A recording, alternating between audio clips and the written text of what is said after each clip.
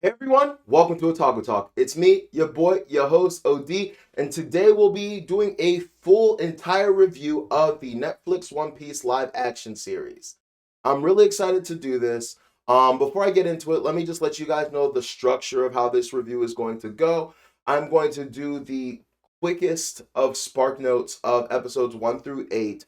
I've already done more in-depth videos of 1 through 4. However, for the sake of doing a full review, I'm going to go back and maybe just spend 5 to 10 minutes on each episode, culminating in a complete review of the series. So that was a fucking lie. And then after that, the second half of this video is namely going to be me talking about the actual substance of the series. So I'm going to be discussing the action, the plot and the story beats, the characters and their portrayals, the costumes.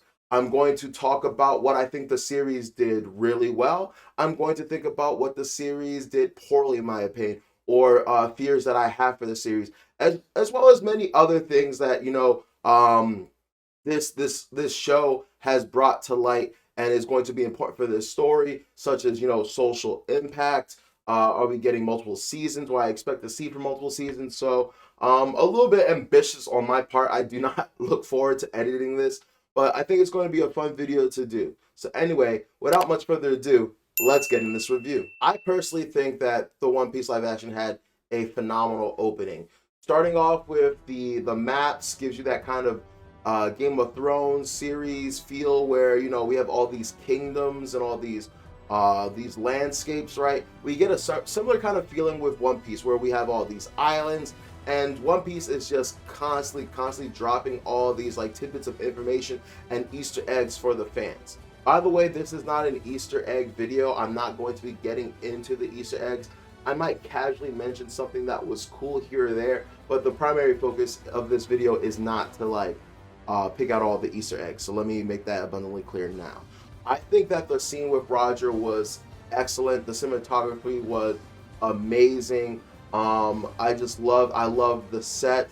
I love later on when we go see the Marine base where Zoro is trying to cash in on his bounty, and Luffy and Nami are trying to find the map to the Grand Line.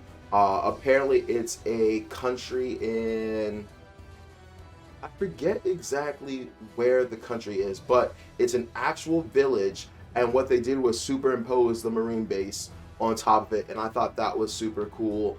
I thought the bar was cool.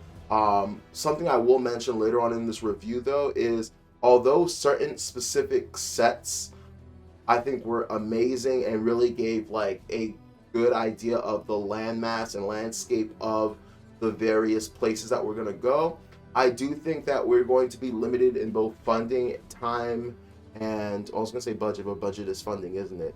But we're just going to be limited in numerous resources as to how much time we can allocate to being in specific places and how much we can show specific places, which, like I said, I'll talk about later, but I think might have a bit of a detrimental effect on the anime, especially, actually, I don't know who will have the bigger impact on people that don't know better, that have never really seen the series, or people that know what each arc should have in store. So anyway, they do a really good job in the first 1-2 episodes, really just introducing the crew to each other. Like I said before, Zoro's here to drop off a bounty, which I thought was super cool. We know that Zoro is the bounty hunter in the series, but we never really get to see him bounty hunt. We kind of get some stories here and there of his exploits, but nothing more. We never really learned about the bounty system. I don't think we've seen a single person collect a bounty in the main canon of One Piece. I'm sure there might be a filler here or there where, maybe someone turns one in, but I'm not familiar about one. So I thought that was really cool, and I really do like the idea that, similar to how, especially nowadays with the way the manga is going, the anime is starting to fill in some holes for the manga. I think that the live action is going to do something similar for the manga, which can be good and bad. So yeah, they meet up. Luffy sees Zoro, he's instantly not only is he interested in Zoro as a good person because he sees the interaction between him and the girl that made him the Onigiri, but he also is fascinated by his swordsmanship, and he's like, that dude definitely needs to be on my crew. Nami on the whole time, I like her as a character a lot. She's chilling. Nami uses the distraction of the fight in order to seduce and knock out a Marine. I don't know if he's a cadet, but a Marine, still his uniform, and that so she can break into the Marine base. So they all end up in the Marine base for all different goals, right? We get some cool partnership stuff with Nami and Luffy. Luffy runs into Zoro and decides to free him. Zoro obviously is like, I don't want to join your crew. Luffy's like, it's cool, but I think your dream is cool, and I don't think you can achieve it being tied up here. So I'm just gonna tie you loose, and whatever happens will happen. And I do respect that. That is kind of Luffy's personality. It's not quite how things went, but I've always been a huge advocate for respecting the mythos of characters and stuff like that. And in that scene, in that scenario, I do think that the mythos of Luffy and how he would act and stuff like that was preserved. So I have no issue with that. You have the whole series of events where they find the map room. The map's not there.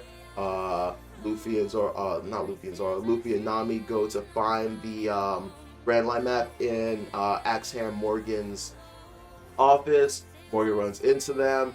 Nami flatters him, talking about, oh, I transferred here from the 17th or 117th, which I also think is an Easter egg. Like I said, not going to get into them, but it's an Easter egg as well. So that was interesting. And, Nami uses her lock-picking skills or safe cracking skills to try to get into the safe, but doesn't quite have enough time. That's not saying she can't do it. She just doesn't have enough time in this moment. So Luffy decides to just cut their losses once they hear the alarms, grab the safe, and get the hell out of Dodge. And like I said, pretty overall good scene. There was a really dope fight scene in the courtyard involving Nami and Luffy. Zoro, who's free, is thinking about, hey, I'm just gonna mosey on out of here. But he has a change of heart. He realizes that he kind of likes Luffy, or at the bare minimum, kind of owes Luffy for saving him. So he decides to help him, and we get this really incredible fight scene. I think it was really well choreographed, where they're all fighting and doing their own thing. Like I said, I think I want to talk about action and fight scenes and stuff later on in the series, but I will dabble on it now. I think the choreography is great. I love to see Nami kick ass. I made a post on Reddit a while back talking about how I'm rewatching the series currently with my girlfriend. I'm trying to get her into One Piece, and it's working, and I'm super psyched about that. And as I was rewatching, I noticed that earlier on in the series, Nami was kind of like that with her bow. Like, she was like messing people up, and I kind of miss that. Nowadays it's more, I don't know, spoilers, but nowadays it's more glass cannon, if you play D&D, like kind of mage like ability for her, which is cool. But I really do miss this this version of Nami, this fight style of Nami. So it was really nice to have it brought back. Zoro, McKenny knows what he's doing. He's been in numerous live actions of series before. He's been in numerous series where he has to play a swordsman of some sort. So his prior training is there. It's natural for him. He knows what he's doing. He's not going to have the sword in his mouth all the time, and I love that. I think it's hilarious that a lot of people thought that they weren't going to do the 3 sword style, and I'm not going to lie, I thought it was a possibility, but I would have been mad if they didn't do it. And there are things that they didn't do that I'm mad about, and we'll talk about that too. But clearly, it's no issue. His swordsmanship is phenomenal. Translates well to the screen, and he does his thing. Luffy, on the other hand, it's not terrible. I think, like, this entire series as a whole, I think the measuring stick that we're using for this is as long as it's not garbage. And from what we see, Luffy's gum abilities and fighting style could be a lot worse. And because of that, I think we're just all kind of just like, yeah, okay, no, it's cool, we like it, it's straight. And I agree with that. Yeah, it's cool, I like it, it's straight. Do I think it's stiff in some moments? Absolutely. Do I think that he doesn't utilize his gum abilities as much as he usually does? Absolutely. That takes CGI, that takes budgeting, that takes editing, that takes a lot of hard work. So what I've noticed they've been doing with Luffy is, they just have him doing, regular attacks, regular punches and kicks. Maybe every so often he'll do like a small stretch, not a special named move, but a regular attack, right? He'll do a regular attack, and you'll see like maybe a little bit of a stretch. Also, I was going to bring this up around episode 3, but I'll talk about it now. One thing I noticed in the series is it's abundantly clear that Luffy is still like getting a grasp for his powers. Now, I'm a little bit ambivalent on this. It's a little bit weird to me because Luffy comes into this series kicking butt and taking names. Like, this dude has been training for years, and we're going to learn more about that as the series progresses. But he's been training for quite some while. So, like, he should know all the things about his self. But there were times where he was doing moves, punching stuff, and doing things where he'd be like looking at himself with surprise. And I was really confused why he was doing that until the start of the 5th episode, where Garp is chasing them and he does Gum Gum Balloon and Gum Gum Fusen, and they're like, oh, I didn't know you could do that. And he's like, I didn't either. And I was like, huh, interesting. So it's a more novice Luffy that's coming into his powers. Once again, logically doesn't really make that much sense, knowing how much I know he's had his Delph Fruit ability and how much I know he's trained with it. But alas, whatever, it's not the worst direction that could go. And I think it gives them an excuse to not just like front load his moveset. It gives us like, the opportunity to see him learn and grow and then experience the moves that we know and love over time. But it is kind of unfortunate that we're going to miss out on stuff. Speaking of missing out on stuff, I forgot to mention this earlier. It was kind of sad we didn't get a scene of Luffy setting out for the first time from, is it Fuchsia Village? I think Fuchsia Village, the village he's from, and where he just knocks out the same Sea King that, took Shanks' arm. I thought that was really cool. I thought that was a great epic start to his adventure and just shows us like where he is compared to where he was and stuff like that. And we just didn't get it. In the grand scheme of things, wasn't necessarily no, but it would have been really, really nice. Maybe it was, time constraints, budgeting, CGI would have been too hard to do. So I'm sure there's an excuse and a reason for it. But anyway, to finish off episode 1, Zoro grabs the safe, and I love that example of his strength. So like I said, they're going to keep some things. They're going to kind of Marvel-fy it, right? One thing I've noticed in the Marvel live actions is they more or less keep people's abilities and powers, but they nerf them a bit because, it's a little bit too extreme, too difficult to do everything one for one. You got people like Thor and Hulk that can like destroy whole planets, so you have to limit their power and ability. So even though we see Zoro in the in the anime and manga able to, and Luffy too to a degree, Luffy as well, able to like pick up whole buildings and stuff and just like hundreds of tons of like weights like Zoro practices with, it's not going to be as outlandish. It's not going to be as absurd, but we are still going to see that, okay, Zoro's a strong ass motherfucker. So that was cool. Moving on to episode 2. Oh, actually, before we move into that, we have the fight with Axam Morgan versus Zoro and Luffy. Like I said, I'll probably save more of a deep dive into that for later. That was a really cool fight. It goes a lot differently than how it does in the manga, but I think it's still satisfying. But one thing I've been noticing in a lot of the fights that we see down in the series is while they are good enough, while they are satisfactory, sometimes, in my opinion, they miss like a bit of that spark. It sometimes feels like the directors, the writers, only have them in there to satisfy a status quo, a baseline of, all right, we have to have these fights. How can we have these fights? How can we make them as simple as possible? How can we get them out the way as soon as possible and progress with the story? Maybe I'm wrong, but that's how I felt. Also, they had my man's Axe Morgan in leggings.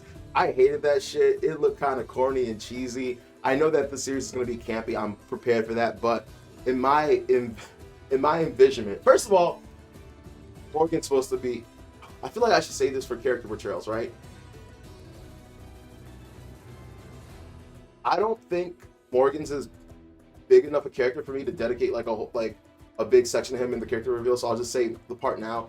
Kind of wish, like a lot of characters, he was a little bit bigger, a little bit muscular. It's kind of hard to do. Are you an actor or are you a bodybuilder? You got to make a choice. And on top of that, I hated the camo leggings he was wearing. I'm calling them camo leggings because they look like leggings.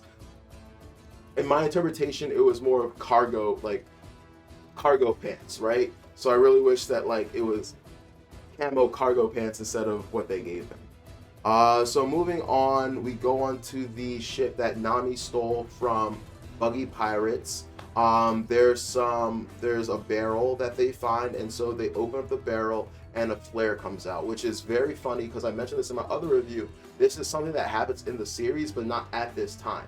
So I'm wondering if we're gonna recycle it for when it's supposed to happen in the series, or if we're gonna do something completely different, right? And so the smoke puts him, makes him pass out. Luffy eats the Grand Line Mat because he's thinking ahead and wants to secure it. Once again, I think that's slightly out of character. I don't think that's quite Luffy. In my other review, I said what I would have, if I was the writer, what I would have done is I would have had Nami recognize, we're in danger. This is a trap. Someone's trying to get us. I need to protect this map. Looks around, sees Luffy, and you know, this really would have honored the mythos of Nami. He takes that map. She was like, Luffy's like, hey, what are you doing? And then she just shoves it down his throat. Like, I think that would have been hilarious. I think that would have been phenomenal. I think that would have resonated so much with fans if that was the case. But whatever. Once again, it's not the end of the world. You guys are going to hear me talk about some things. You're going to be like, oh, he's being nitpicky. I'm being honest. I think one of the problems with like reviewing One Piece and anime in general and this live action, and I have a whole slew of things I want to get into about the like ramifications of the series and what to expect to see from the fan base, because you know some things are predictable. But I think that if you complain about legitimate things, people are going to say you're complaining, you're nitpicky, blah blah blah, you're not a true fan. But I also think that if you're just one of the fans that is like, oh, this is perfect, this is a masterpiece, this is the best thing ever since sliced bread, I think you're lying. I think you're being disingenuous. I think you're one of the people that makes it harder for people to get into One Piece, because when you're toting these big lies and these big statements about how incredible, how amazing it is, people are just going to be less inclined to believe you. Like, I know it sounds hypocritical because I'm that same way with the manga. I think the One Piece manga is the greatest thing since sliced bread. I think it's the greatest shonen of all time. I don't think Naruto is that great at all. I enjoyed Naruto. I came up with Naruto. I think it's a solid series, but I don't think it offers and does nearly as well as One Piece all the things One Piece has to do.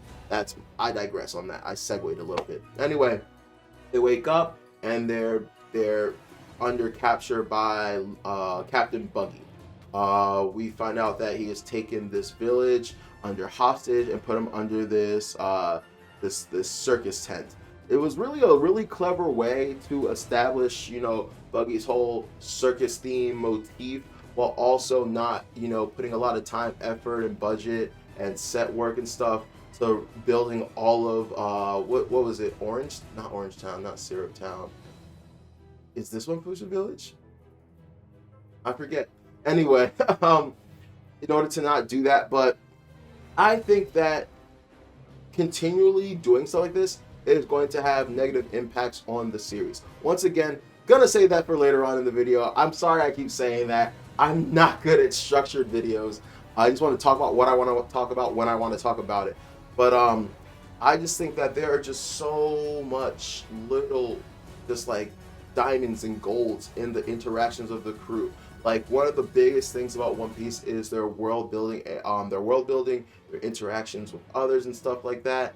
And if we're not getting these, you know, amazing islands and towns that are all in different ways super similar, but also incredibly different from one another, we lose sight of the world. One of the really cool things about One Piece is, even though you might not see a character for a while, you just know that, you know, they might show up later on in the series, or on top of that, even if you don't see a character for a while, you can imagine what they're doing in the background. Like, just because they're no longer around or relevant at the moment doesn't mean that you know, they just don't exist. I feel like, as someone who reads a lot and watches a lot, I'm a mediophile. As someone who just consumes a lot of media, you know, a lot of times when you see a character in an episode and, you know, they're gone, that's it. They might as well be dead. They don't exist anymore. But One Piece, it works really, really hard. It does such a good job of just, you know, letting you know, no, these characters are still actively present in the series, and even though they're not actively on screen, they are doing things behind the scenes that are going to have implications and ramifications later on in the series. And I feel like we're missing certain things. No Choo Choo. For those of you that don't know who Choo Choo is, um, spoiler alert, it's this adorable little dog, and you know, Buggy is, ravaging this town using buggy balls and destroying everything. And Choo Choo made a promise to the owner of the pet shop that he's the pet of the owner of the pet shop, and I forget for what reason, but he disappeared one day, and so Choo Choo every single day has stood loyal, stood firm in front of this pet store, and protected it. And they're Moji and Richie. So Moji is the lion tamer and Richie is the lion. And they stumble upon the pet shop and they're trying to get, food for Richie, as well as, I guess, just destroy the pet shop, like they're destroying everything. And Choo Choo's not about it. And long story short, a dog ain't shit to a lion and was getting messed up. We get a beautiful backstory. We get a beautiful, scene of just Choo Choo defying the odds and fighting for his convictions, and just really sympathizing and feeling for a dog, which honestly isn't hard. There are going to be way more difficult things like inanimate objects and stuff that we are going to shed tears for. But I would be remiss as a One Piece fan to say that as much as I recognize that certain things had to be cut, certain people had to be cut, certain story beats and plot and mini plots and stuff are going to be gone, part of me is going to miss that. That's all I'm going to say. But yeah, we meet Buggy. I love the portrayal of Buggy. We'll talk about that later. I love the character design of Buggy. I love how the nose is done more live actiony. In the cartoon, it looks like a actual rubber nose, and we have to be told by Oda that no, that's his actual nose. And the live action, they don't really leave that to question. Like, no, you understand that. Like, okay, this is this man's nose. They do textures and stuff like that. And you can see the nostrils, so that was really cool. I really love. A lot of people thought that they're just gonna cut out all kinds of like gags and nose jokes and stuff, and they did not. Like, I really do think that the one joke was really well executed, where Luffy's like, "Oh, everyone must know you," and he's like, "Did you say nose?" And then he, later on when he finds the map, he was like, "It was right under my no, it's in my head." I thought that was brilliant writing. That's what you do. You don't avoid challenges. You don't avoid risks. Sometimes I feel like the series as a whole is trying to teeter and totter between being a live action and being, the anime, the manga, right? Sometimes when it sticks to being the live action, it does it a good job. Sometimes when it tries to do anime and manga, it does a good job. Sometimes when it sticks to being a live action, it does a poor job. Sometimes when it tries to bring anime manga elements in, it does a poor job. So I think that they thought that if they are just middle of the road, don't commit too much to either side, they can just take minimal risks and just mitigate those risks, right? Which we'll see as the series continues how that goes, but I do think that they need to pick more of a path. I'm not saying it has to be all in one direction, but I don't think it can be 50-50. I think that you have to go like 70-30 in a direction. You either have to be 70-30 live action or 70-30 anime manga, and I think that the smart thing here is to be 70-30 live action, with the 30 going towards the more outlandish, ridiculous things that just simply cannot be done. I don't want to say cannot be done well, purely live actiony, but you're what am I trying to say here? I just think they need to pick a lane and kind of stick. If that makes sense. I know that was kind of vague, but I hope that you guys can kind of understand what I'm trying to convey here. But long story short, how that little arc ends is Zoro and Nami are able to free themselves from the captivity of Kabaji. Kabaji is the dude with he doesn't have a mohawk in this, but the one with the colorful hair and the long colorful hair with part of the side shaved. Honestly, really sad we didn't get the Richie Moji fight. Really sad we didn't get a real Kabaji fight. I know a lot of people are like, well, that would have been hard to do. You would have to CGI a lion to fight a lion. And then, Kabaji, that would have been hard to do. The dude rides on a unicycle. If you watch my other review, I talked a little bit how I think they could have done that. How the same things they do with, motorcycles and like, brooms from Harry Potter and stuff. You build this basically seat that moves back and forth. Check out my video on what I said, but like, I think it could have been done really, really well. But at the end of the day, comes back to the vein of this entire live action: budget and time. Budget and time. Like, that's just going to be what plagues this series perpetually. Budget and time. We have Luffy fight against Buggy. That fight was really cool. I think the chop fruit was done excellent. My only qualms, as I said before, are it's kind of buffed. Buggy isn't limited by the range of his speed anymore. It's not the worst thing in the world, but it's not the best thing in the world. He's also immune, more or less, to blunt force damage. We see Luffy punch him, and a hole the size of his fist kind of is ejected from Buggy's body. Not gonna lie, didn't like that. I was like, hey, Buggy can take a hit just like everyone else. Now, I would have preferred it if they just had Buggy split and the punch miss him or go through where Buggy split. I am perfectly cool with that. I am on board, but this is a completely different application of Buggy's power that he has never had, so it kind of rubbed me the wrong way. We don't quite get the last scene we had in the manga where they tie up all of Buggy's body parts minus his head, hands, and foot.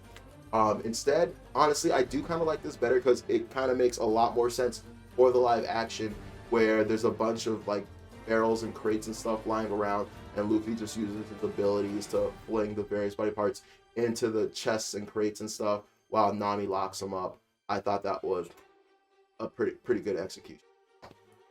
Moving on from there, and then Luffy frees all the villagers, I should say, and that goes over well. But once again, I just do not think you get as much as that heartfelt like relief, that heartfelt connection that Luffy gets when he goes from island to island and saves these people. He establishes bonds and relationships with these people that become kind of overwhelming for the viewer in terms of like, you feel those bonds being formed and made and cemented.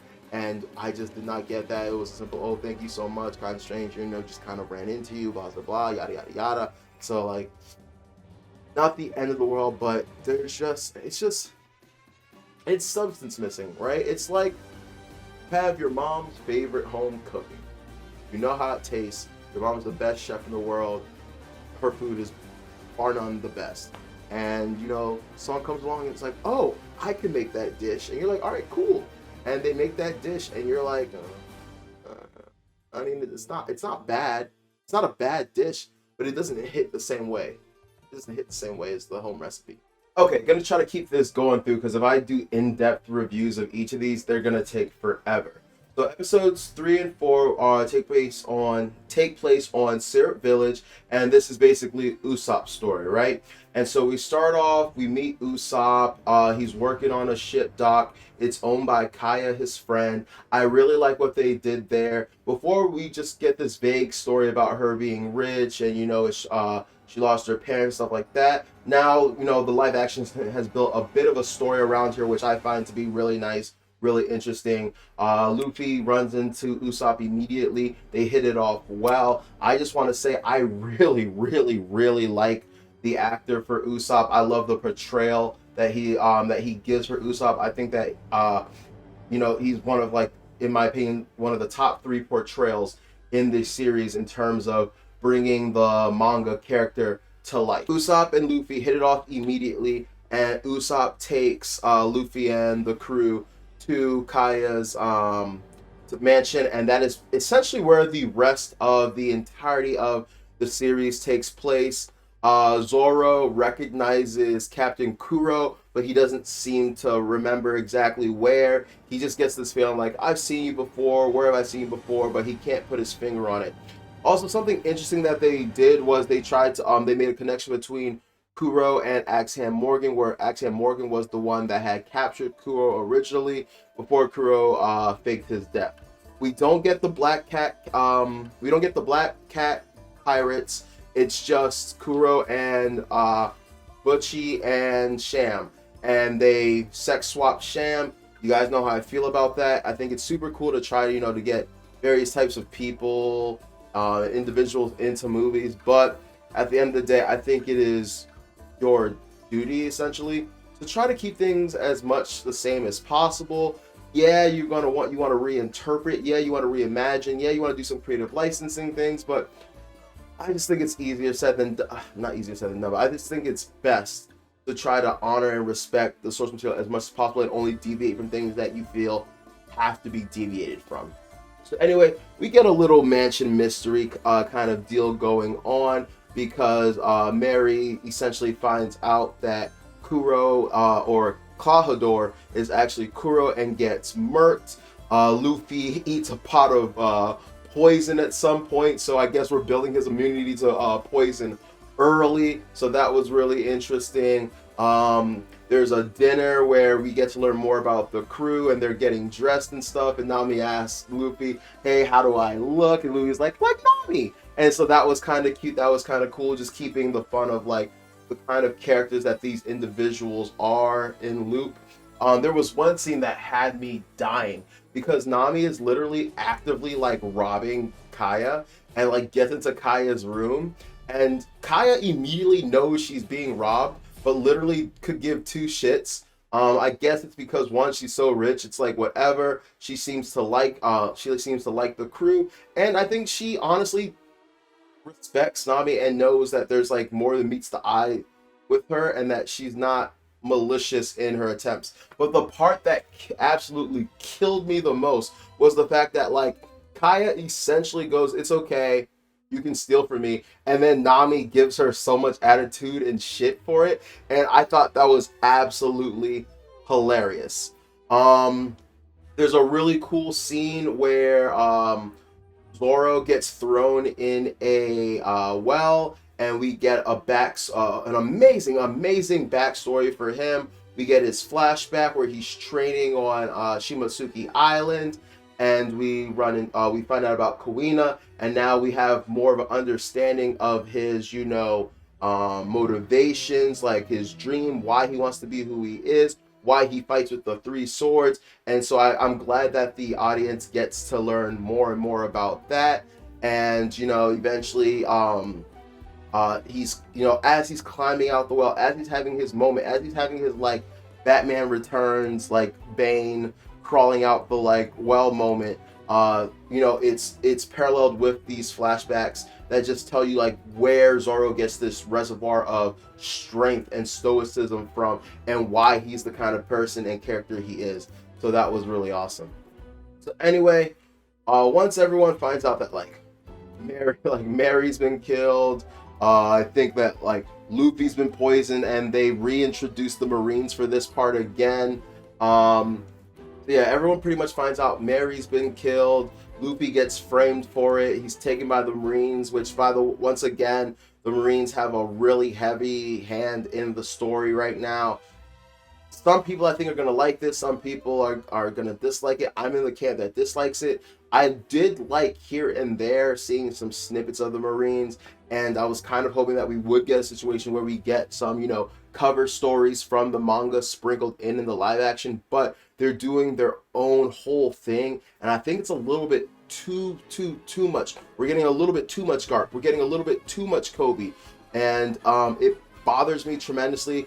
Certain things get revealed earlier in the live action than they do in the manga. The reason for that, who knows? Maybe they felt it works better in the manga. Maybe they felt that they had to do it now to set it for later, or maybe we're not going to ever see Garp or Kobe again for quite some time, so they just wanted to get all this stuff out the way now. Who the hell knows? Long story short, Luffy is able to get back, fight Kuro.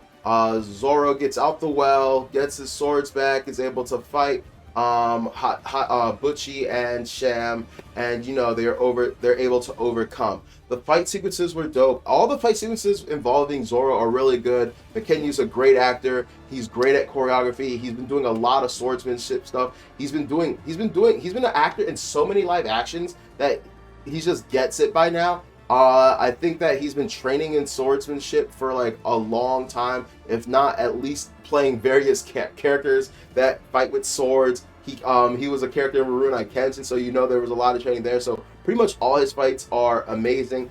Yeah, the fight with Buchi and Sham is a little bit like goofy and wonky, but I think it's done relatively well. I'm still upset we don't get the likes of Django. I'm really, really upset that, you know, Usopp doesn't really have a moment in this arc where he does shit. The one really cool thing about Usopp is he's supposed to be the everyman, right? He's supposed to be, you know, the average person if we were thrust in this position with like all these like gods and characters and like monsters and stuff that are super stronger, way better than us, and like what are we supposed to do? And you know, the one cool thing about Usopp, and I tell this to people like throughout the story, it's like it's not necessarily about him like not being scared. Like I really hope that at the end of the series, like Usopp is still like scared and slightly cowardly. What makes Usopp courageous and makes him cool is despite being scared, despite being cowardly, he when it is something important to him or when he needs to, when it's necessary, he'll step up to the plate and deliver. And I am really not. We didn't get any of that in Syrup Village, not really. There was the moment where he like ran away from Kuro, which seemed cowardly, but it was to go get help. No one believed him. Boy who cried wolf syndrome. And then Kobe is the one that extends the hand of like, I believe you, I'll help you type. But like, that wasn't really much. He does have a moment in Arlong Park, but like, I'll get to that later. So, but yeah, the fight with Zoro, Butch and Sham goes really well. Really wish Django was around. Really wish we got some of those story arcs. I miss the vegetable pirates. I forget their name. I'll call them the vegetable pirates. But that's fine. And then we have the Luffy versus Kuro fight. That was honestly a little bit mediocre to me. It was a decent enough fight, but I just think it's so funny what the creative like directors and writers think are good ideas and what they think are bad ideas and what they think are too cheesy to put in the like in the live action, and what they don't think is what they have no problem with leaving in. Like for example, when Kuro, I've mentioned this in my other review and I think maybe earlier in this one, how Kuro does his little like whoosh, whoosh, whoosh, his pussycat step or whatever, where he's like moving so fast he's disappearing. I thought it would have been really, really good and would have looked really, really better if he's, you know, he's like slash, Luffy gets cut, dash, Luffy gets cut. Like that's another thing I noticed. There's not a lot of like blood or real injury in the live action. Like in the anime and manga, like these characters get bloodied up. They get messed up. And the live action doesn't do that as much. So that kind of bothered me a lot. But Luffy should have suffered a lot of injuries in this fight, and he really doesn't. But it doesn't matter. The pussycat step is used more as a gimmick than an actual like thing that's relevant in the fight, which was really sad. And essentially the fight ends. They spark notes the fight and they end it the same way that it did in the manga with the Gum Gum Bell, but it's just in the wine cellar. Luffy grabs Kuro's hand so he can't use them. He doesn't do the part. I'm misremembering, but I remember him like completely wrapping his arms around Kuro. He doesn't do it quite. He doesn't do it quite like that. Just grabs his arms, moves his head back, and does the Gum Gum Bell, and that's the extent of it. At the end of the series, Kaya bequeaths the ship to the Straw Hats. Usopp decides to go with them. He gets a kiss from Kaya. That was super sweet. That was super dope. It was kind of alluded in the manga or whatever that there had that it was maybe more than a friendship. So it was really nice to see that like relationship blossom here, and also nice to like have something to look forward to when Usopp finishes his journey. He has this girl to come back to. Also, speaking of Usopp, something I skipped over earlier in this arc was there's a moment where they're chilling in the kitchen. Usopp's showing off some of his slingshot skills by like shooting popcorn kernels into pans and stuff like that. Honestly, really wish he got some moment combat wise to do stuff with that. But like they're talking and Usopp telling stories and tales about his dad, and that's when Luffy puts two and two together and he's like, oh my god, your dad is Yasopp? Oh, I know Yasopp. I love Yasopp, blah, blah, blah, blah. And like Usopp's like, you know my dad? Cool. And it was really kind of messed up in a way because, you know, Usopp has never met his dad. Luffy's island where he came from isn't that far from Syrup Village.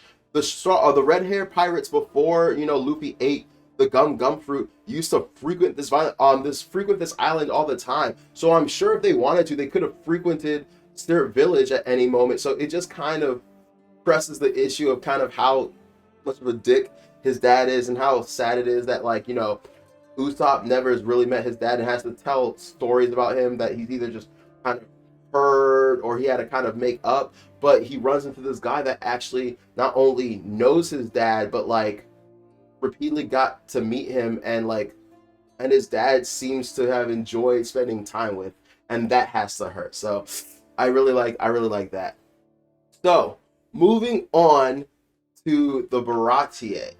So as they're leaving, I believe you know, Garp catches up to them and he starts hurling cannonballs. Was really excited about this part because it's one of my favorite scenes from the manga and the anime, even though it happens much later in the manga and anime. But oh well, it's whatever. Like I said, it's a different story. And you know, the ship is getting messed up. Usopp doesn't know how to fire the cannonballs, which it was kind of funny, but I was kind of upset because he is the marksman, and yeah, you know, he's not experienced, but we didn't even get to see him like fire one off and nail it and be like, wow, I can do this. Like I am, like, I don't know. It kind of reminds me of Ron and Harry Potter, where like a lot of Ron's really cool moments or really dope scenes were like some were given to Harry, some were given to Hermione, and at the end you have this like shell of a character that like is like comedic relief and really it doesn't really do much in the grand scheme of things. And I really hope that's not the path for Usopp, because once again, I think the actor is phenomenal. I think the potential for Usopp is phenomenal, but whatever, I'm enjoying it. It's a funny haha hee hee moment. And so before the ship is completely able to get destroyed, Luffy uses Gum Gum Balloon, one of his most iconic moves, and I loved it. And I think I talked about this earlier in this review, but this version of Luffy doesn't really seem to have a grasp on his powers. Throughout the entirety of the series, Luffy is learning how to like utilize his powers the entire time. So like that's not an issue, but like he is a lot more novice in the live action than he is in the manga. And like I noticed it earlier, but like it just became more and more apparent. It just seems like some of the moves he's doing are for the first time. When he does certain things, he's surprised. That's why he'll like. I've noticed there'll be moments where he looks at himself. You know, Nami, I think, asks him, or Zoro asks him, like, "Hey, why didn't you tell us you could do that?" And he's like, "Hey, I didn't know I could do that." And then you know, Luffy also, you know, lets the cat out the bag and tells everyone that Garp is his grandfather, which once again, kind of annoyed about, because that's just one of those things where I think it was a cooler, bigger surprise later on in the series. But I guess you have to say it sooner in this series, because why is Garp so obsessed, this Vice Admiral? Why is this Vice Admiral so obsessed with this up-and-coming rookie pirate, right? And that's even something that's discussed amongst Helmeppo and Koby later on in these episodes. So anyway, after Luffy bounces back the cannonball after using Gum Gum Balloon, it damages Garp's ship enough that he has to cancel the pursuit of the Straw Hat Pirates. Now, there was a moment where like Garp gets really mad, he's like screaming and yelling, and I was like, God damn it, why did they change Garp so much? But then he starts laughing, and I was like, all right, sigh of relief. Okay, he's still a similar character. This version of Garp is a lot more hardcore than the one we get in the in the manga and anime. And the reason I say that is because he just seems a lot more serious about his job. The Garp we see is just always going and like eating like cookies and stuff and doing a bunch more stuff. And they tone that down completely, and I kind of get it, but like it's just one of those things that like I'm gonna constantly have to tell myself like, it's not the end of the world. It's not that bad, but it is something that I'm going to be persistently cognizant about. So after that, they arrive at the Baratie. They park. I honestly think that like they wouldn't get that good a docking spot at a like like a 5-star Michelin C restaurant like the Baratier is, but somehow they do. They get in. They're met by a fisherman at the head of the I forget what the name of those people are that like the host or whatever that takes you in. But basically, there's a fisherman there. And by the way, I have a problem with the early introduction of the fisherman, but I understand why it was necessary to tie it into Arlong Park, so it's whatever. But he basically tells them, hey, we don't have enough like rooms for you or tables for you, and Nami is able to speak the language of high society and bribes them to give them a table. Luffy and the crew all order up a bunch of food. We get introduced to Sanji, who's arguing with his fellow chefs in the back. I think there's a little bit that they keep doing where Zeph, the head chef of this restaurant, likes to put oregano in everything, and Sanji is like appalled by it. I think Sanji's character is really cool. Before the series came out, I used to say that Sanji, honestly, I could see him looking like a lot more like Zoro or Enel, but I like the character. I like the swag he brings. I like the accent. I do think it's kind of funny how everyone was all like, well, Luffy's accent is okay because Luffy is from Brazil and Sanji's supposed to be from France, but he definitely doesn't have a French accent. So once again, it's the fan base picking and choosing what they want to cope with and why they want to cope with it, which I don't know, that's your prerogative, but I'm the kind of person who doesn't like disingenuousness and just when people are like, not being logically consistent and disingenuous and stuff like that, and like, call a spade is all I'm saying. You don't have to say the series is bad or good or anything like that, but when certain things are the way they are, I think it's just better to like say, hey, this is how they did this. I might not necessarily like it, but I understand why they did it, then rather just stick to your guns and be like, no, this is perfect, this is great, this is amazing. So for one example I'll give with Sanji is Sanji loves food, and he's not an elitist. I remember there was one arc, I'm not sure if it was a filler, I hope it wasn't a filler because it was really, really good, where he basically berates and chastises someone for like throwing away like different parts of like different ingredients, right?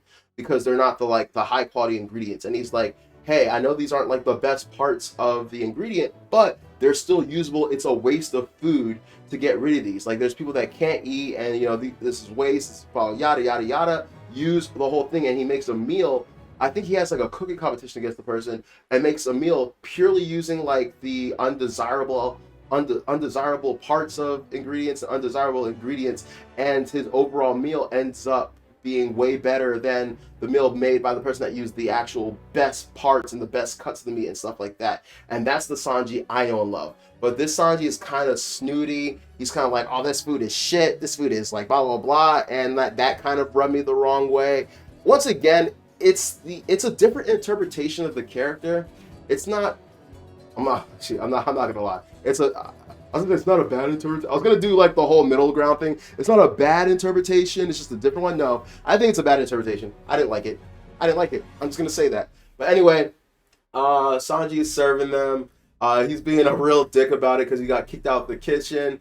They're ordering a bunch of food, and he's a real dick until Nami speaks up, and then he puts the Riz on, starts talking the game. Can I get you a sweet wine for a sweet lady? All that shit. So we're getting to see the Sanji that we know and love. Although I will say, from here to the end of the story, he is a lot more chill. A lot more chill. He is definitely not as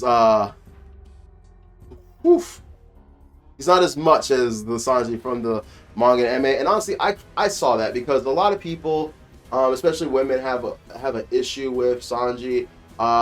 He triggers a lot of women. He represents a lot of really negative aspects of men in society. And even though it's not meant to be taken seriously, it's meant to be taken as a joke. It's lighthearted. It's cartoonish. He's supposed to be like this, hyperbolic character. And you're supposed to offset his lewdness and his horniness and his simpiness with his chivalriness, because there is two aspects to him. He is a complex character. A lot of characters in One Piece, that's the point of them. They're not perfect. None of these characters at all are perfect, but it's give and take. You have to take the good with the bad, and Sanji is no different. But they toned him down, and what can you do, right? So anyway, when the bill comes, Luffy signs it, and it's an IOU, and Sanji is like, and like Luffy is like, thank you, and Sanji's like, no, thank you, because I cannot wait, because he has this thing where he likes to like piss off Zeff and like get Zeff's reaction to shit, and so like he immediately tells Zeff what happened. Zeff comes out, he's like, who's Monkey D. Luffy? And he's like, that's me. And he was like, you think you're gonna skip out on your bill? He's like, no, the bill's already paid. I just have to get the money. I'm gonna be king of the pirates. So like as soon as like that happens, I'm gonna send it to you. I got you. And like no business in their right mind is going to let that kind of thing slide. And so Zeff takes him and he's like, yeah, you're gonna be washing dishes for like, I forget how long, maybe I would say like 10, 20 years. It seems like extravagant. I think in the manga it was 10, 20 years. Maybe in the live action they cut it down. But, oh my god, it was hilarious. So, while Luffy is doing dishes and whatnot, he hears the bickering and fighting between, Sanji and Zeff. And, he gets a better picture of the kind of person that Sanji is. Also, we have Gin, a character from the manga. He comes in, and we don't quite get the exact same story we got in the manga with him, but it's more or less the same where he's starving, he's hungry, and Sanji takes it upon himself to feed him anyway because he doesn't want anyone to starve, and we find out about that later in the next chapter. So, in the next episode, I mean. At some point, Arlong and the Fishman crew show up. I'm trying to remember exactly. Is this before or after Mihawk shows up? Let me start with Mihawk and then I'll finish up with Arlong showing up. So, Garp's still absolutely obsessed with Luffy, calls in a favor from the Shichibukai. But I don't think we know the Shichibukai. Actually, we do know Shichibukai because I think when Mihawk's bounty comes up and gets slashed by Mihawk, it says bounty canceled. But I still don't think we know exactly what Shichibukai are or are introduced to Shichibukai. And, Garp's like, hey, I have a really interesting prospect for you, yada, yada, yada. And so while he's on the phone, we are just seeing Mihawk just nonchalantly, like, just cut people, screw people over, and then at the very end do a slash that cuts a ship in half. So now we're really starting to see the grand power scaling of this series and where it can potentially go, right? And so, Mihawk ends up going to this, going to Baratie. So they changed the rationale. Before he was chasing, Don Krieg and his crew. And by the way, Don Krieg shows up, but has a significantly minor role. Doesn't get to fight Luffy in this. Shows up to the Baratie. Zoro immediately knows who Mihawk is, and he's like, hey, I challenge you. I want to be the number one swordsman. I know that you're the number one swordsman. Let's get this. They fight, and Zoro gets his ass whooped. The choreography is fire. The choreography is on point. It is almost one for one what happens in the anime and manga, and I thought it was incredible. The only qualm I would say is no fucking blood. I don't get this. Like, it got a mature rating or whatever it was. I think it has a mature rating, right? It got a mature rating, so why aren't we actually utilizing this mature rating? Why aren't people bleeding? Because Zoro gets really, really messed up in this fight, and that's the only thing when I was watching the sides by sides that I was really, really not with. But anyway, done really well. I think Mihawk's portrayal is done really, really well. I like the accent or the voice, whatever you want to call it, that Mihawk does for the character. I think it's A1. And so, yeah, Zoro gets jacked up. Nami's mad at Luffy. Nami's like, why did you let him fight? And Luffy's like, I didn't think he would lose. And I thought that was a terrible, terrible, terrible answer. So, because Luffy at first is like, it's his dream. I can't get in the way of someone's dream. First of all, I thought that line was kind of stupid because he gets in the way of so many people's dream. That's his thing. His thing is less about not standing in the way of people's dream, but not letting people stand in the way of his dreams and letting your dreams clash. And whoever has more commitment and ambition and willpower towards fulfilling their dream, their ideology wins out. So that was kind of funny to me, but I was like, you get in the way of people's dreams all the time, Luffy. But anyway, I digress. I get what he was going for, but I honestly did not like the line where he was like, I didn't think Zoro would lose, because that's not what's important to Luffy. Even if Luffy did know that this swordsman was the shit, there was no stopping Zoro, and it would have caused an issue for Zoro, because the whole reason that Zoro's on this crew is because it's going to help him fulfill his ambition. And so if Luffy stops him from any time from like challenging himself or putting himself in positions of danger where he can step up, then Zoro is going to be like, yeah, screw this. This is not what I signed up for. Also, you know, Luffy would be more along the lines of, because he wants to, because it's his I had to let him do it. It's his dream. He wanted to. He's his own man. Yada yada. Like, there are so many things that Luffy could have said, and instead we got, I didn't think he would lose, and I honestly hated that.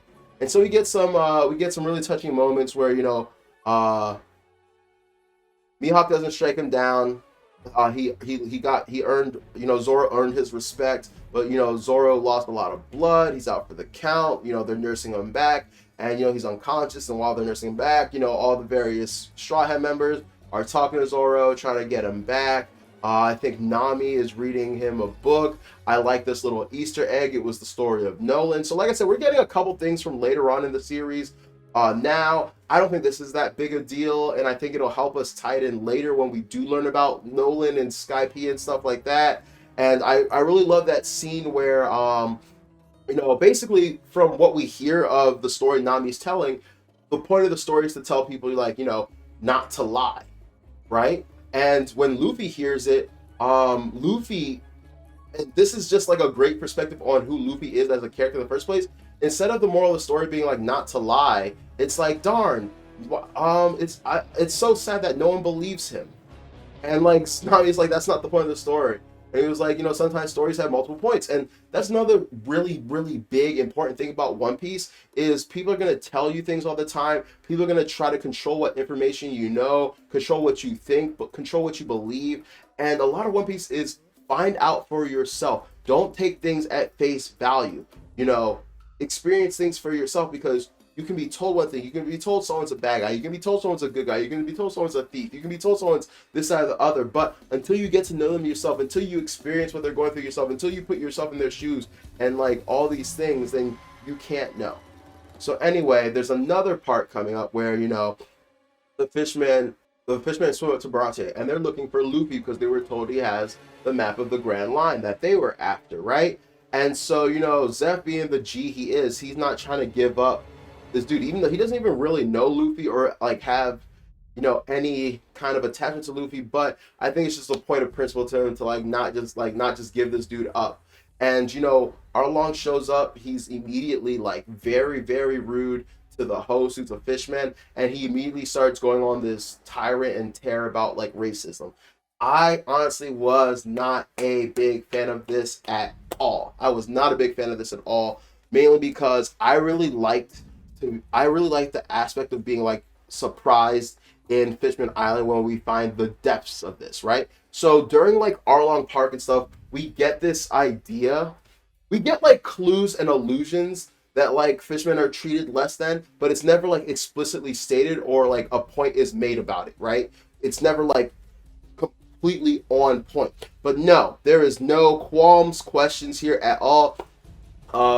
Fishmen are the black people of, you know, One Piece. They're treated poorly, they're discriminated against, and we get that from the jump, and I did not like that. I really wanted it to be a surprise for later. I really wanted us to learn about how bad it is later. You know, I don't like the idea that it kind of softens our ideology of Arlong right now, because, you know, you kind of just want to hate Arlong. Like, the point is, you're supposed to hate Arlong. He's supposed to be weird. He's supposed to be different. He's supposed to be creepy. And you're supposed to kind of play into that, right? And now with this whole, like, whatever thing, you're like, oh, well, yeah, screw them, I guess. But I don't know. Didn't quite work out for me, right?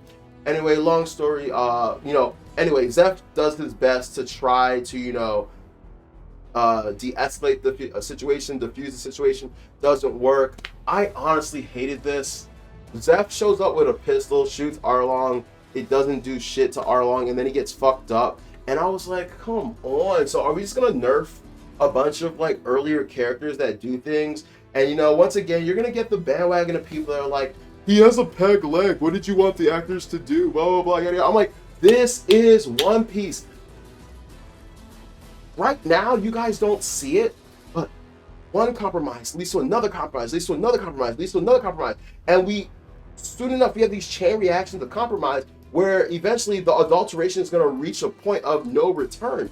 And that's what I feel is happening here. Like, but he could have done something. We could have let him have one kick, blah, blah, blah. Because there's even a part later on in Arlong Park where one of the fishermen is like, my kicks are enough to like break a ship's keel. And Sanji's like, this is nothing. You should have seen Zeph when there was like egg in the creme brulee or something like that. Basically insinuating that like Zeph's kicks are way harder, something like that. And just like, well, you could have fooled me, because show don't tell. What they showed me was this old crippled dude that can't fight, and we know that he's anything but. So that bothered me. Anyway, the fishermen show up. We're completely unable to defeat them. We get completely washed.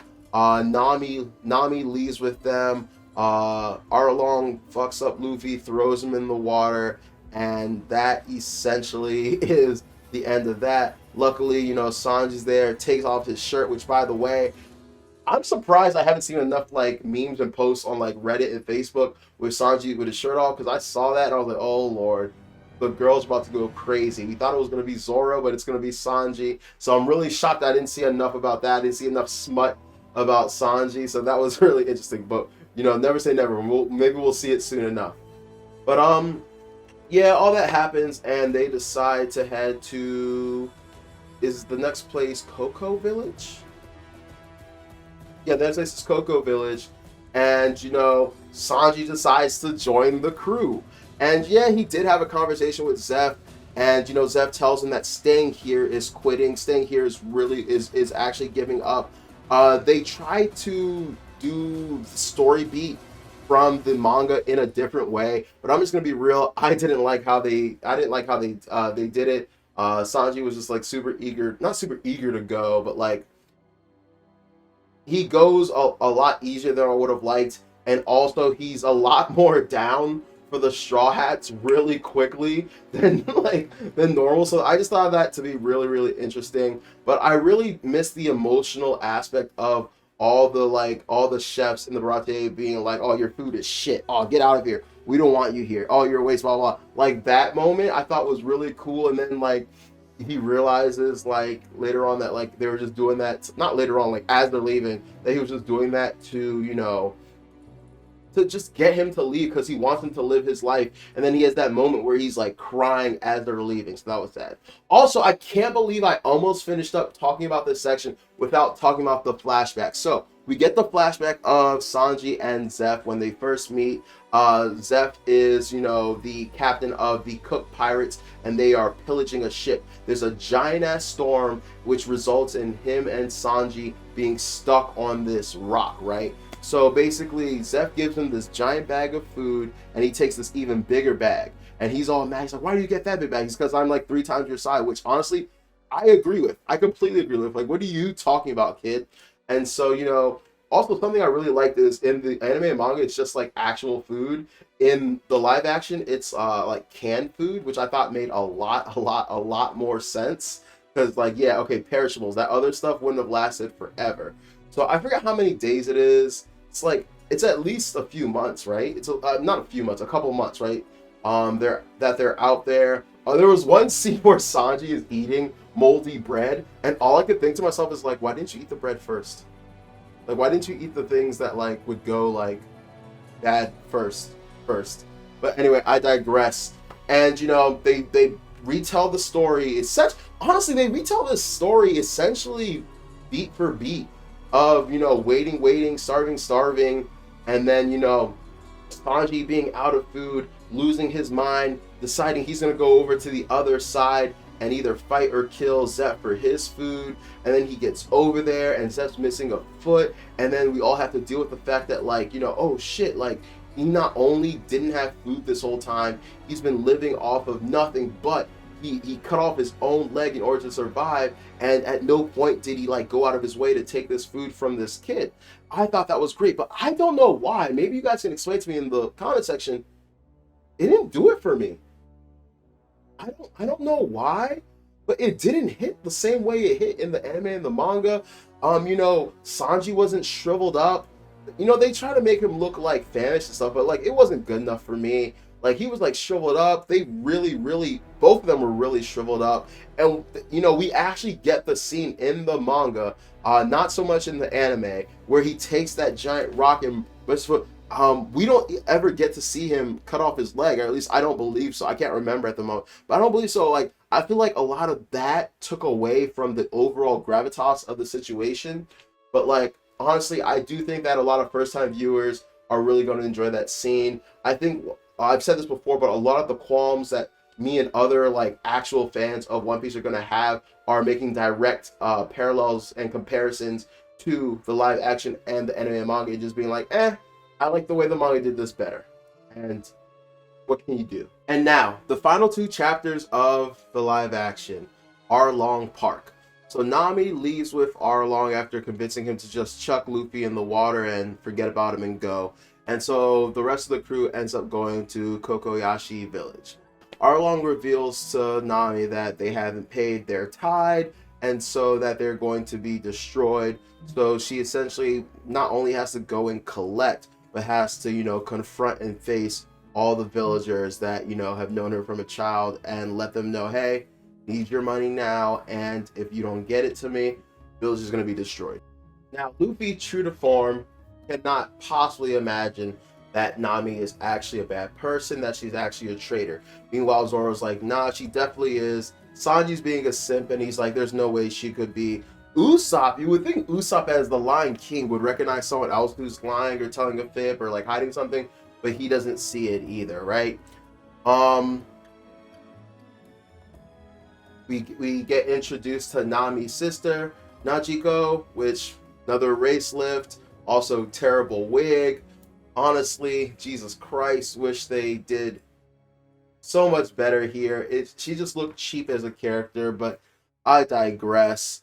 And so, Najiko spits at Nami, walks off. They decide, hey, let's go find out more about Nami from this woman that seems to have a clear, definitive connection with her. They talk to Genzo, where they could find her. At first, Luffy's about to drop that he's a pirate. Zoro recognizes, hey, that's probably not the best way to get some information. So they tell him that they're pirate hunters. And then they go over to Najiko's house. She's not willing to receive them at first, but Sanji spits some game, which doesn't really go over too well. But then he offers to cook, which she's way more receptive to, and that's basically how they get her to give us a flashback of Nami and what happened on Kokoyashi Village. So we get the backstory that we're familiar with from the live action, where there was this Marine, and she took in Nami and Najiko, and she's raising them. Arlong and his pirates show up, and they're terrorizing the village. They're asking for a tithe from everyone. It's like 5K per, it's like 10K per adult, 5K for children. Initially, she's hiding the children, but Arlong finds them. She's like, you can either pay for yourself or you can pay for the 2 kids. Ends up paying for the 2 kids at the expense of her life, and there you have it. Now, Nami makes a deal with Arlong that if she's able to, if she works for him drawing maps, which she's really good at, and she's able to raise, I believe, 100, either a million berry or 100 million berry, that he will release Kokoyashi Village. Now, this is something that they kept true to the anime and manga, but they changed it in a way that I did not like.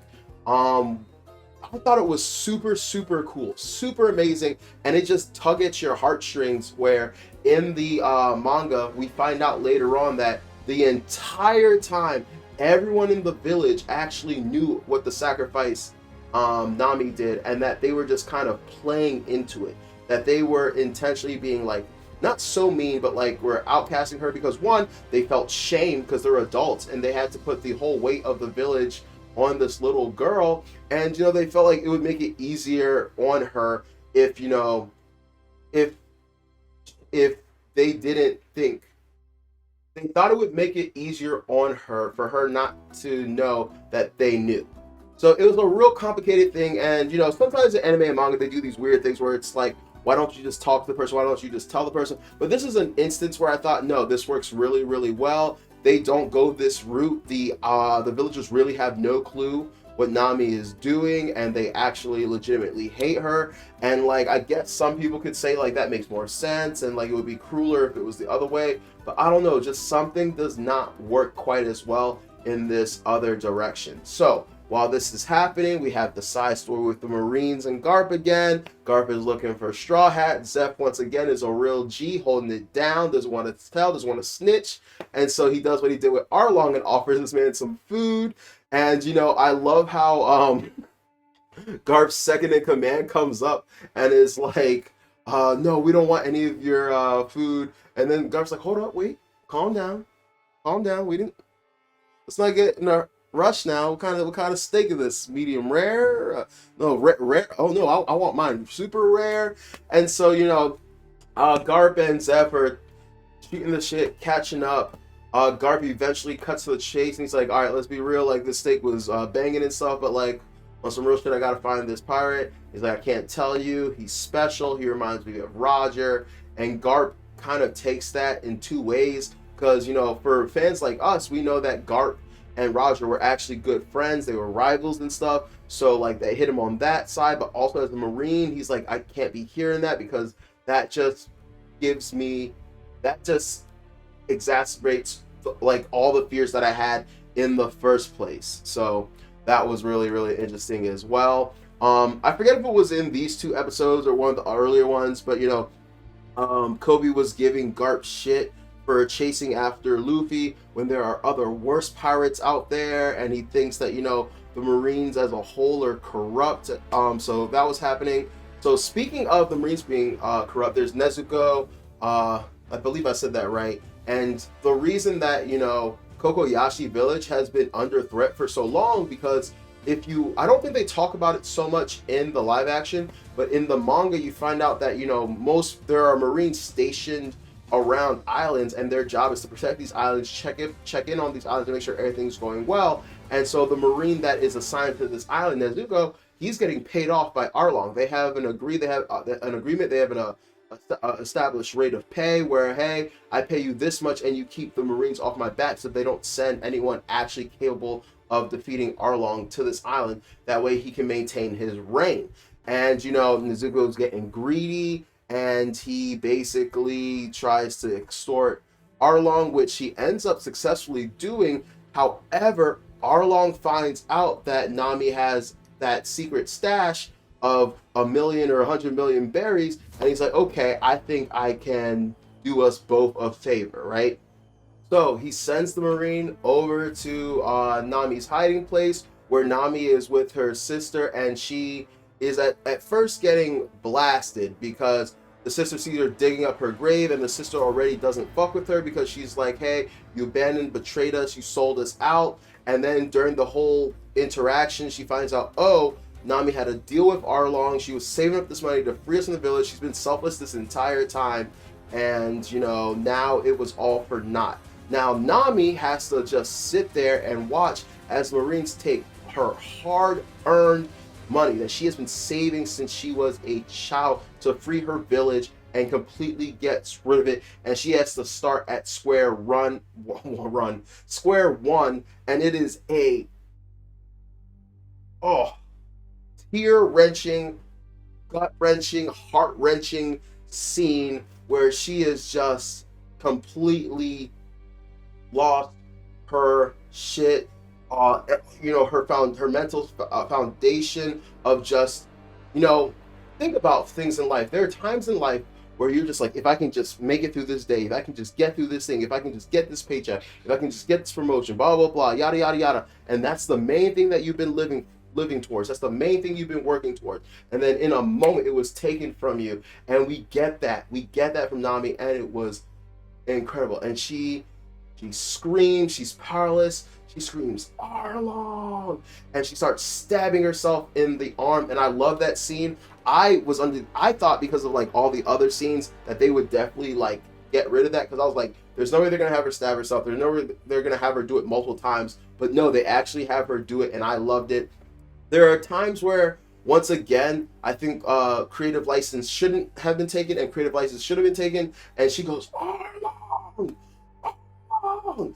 And I think that a smarter choice in that decision, creative wise, would be to change the writing there and be like, Arlong, fucking monster, how could you? Like, I think they should have given her some actual realistic dialogue there.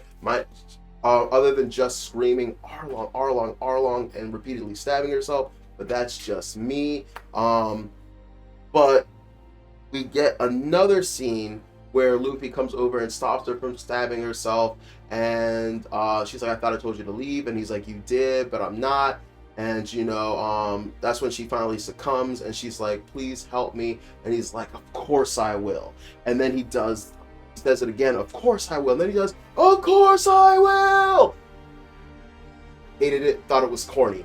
Yes, it happened in the manga that way, but once again, maybe it's just me, but I do think that there are some changes that should have been made and shouldn't have been made. And I think a better change would have been, of course I will. And then he should have turned around and been, because you're my friend. I think that would have been fire. I think if he had done it like that, I think that would have been really good. We don't use Nakama in this series, so I think friend is the way to go. Even though I feel like friend doesn't fully encompass the meaning of Nakama. Nakama means like 3 things, and I think it's just simpler to stick to Nakama, but I think that would have worked. We get that amazing, amazing, amazing shot of, the Straw Hat crew in the same positions they're in the manga. So I thought that was really, really dope. I thought that was really, really cool. Another part that I thought they should have changed, I think different places have different translations of this. I don't know what the official Viz said, but basically Luffy tells the gang, okay, we're gonna set out and go kick Arlong's ass. And they're all like, right. And I thought that was cool, no issue with it, but I feel like they should have said Roger, really would have given that little pirate theme to it, really would have given that like, okay, we're taking orders from our captain kind of theme to it. But, not the biggest deal in the world, just a slight little nitpick that I felt like could have been done slightly better. Now, I feel like the next coming scenes completely killed the momentum of the story. Basically, after this scene, you would think that they would march immediately to Arlong Park and then bust in and like start taking heads.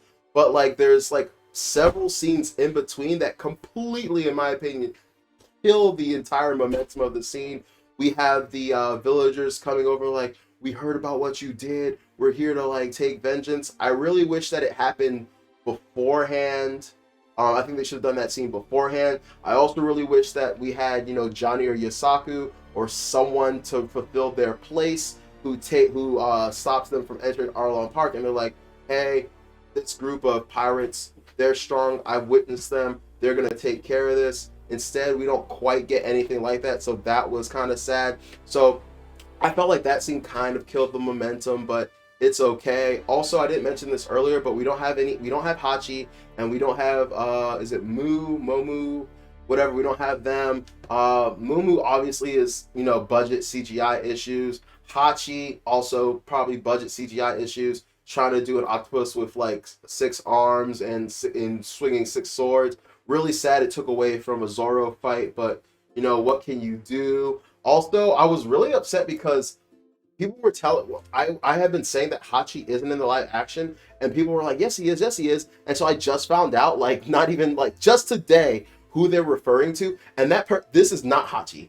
This is who is credited as being Hachi. That's not Hachi, because literally this character design is used by a different fishman in the show. I feel kind of disrespected that like the director or whoever it is didn't really pay attention and like made the character Hachi based off this other fishman and not actually Hachi. And like I said before, a concern I have is if we omit some of these characters, what happens when they have more important roles or reoccurring roles later on in the series?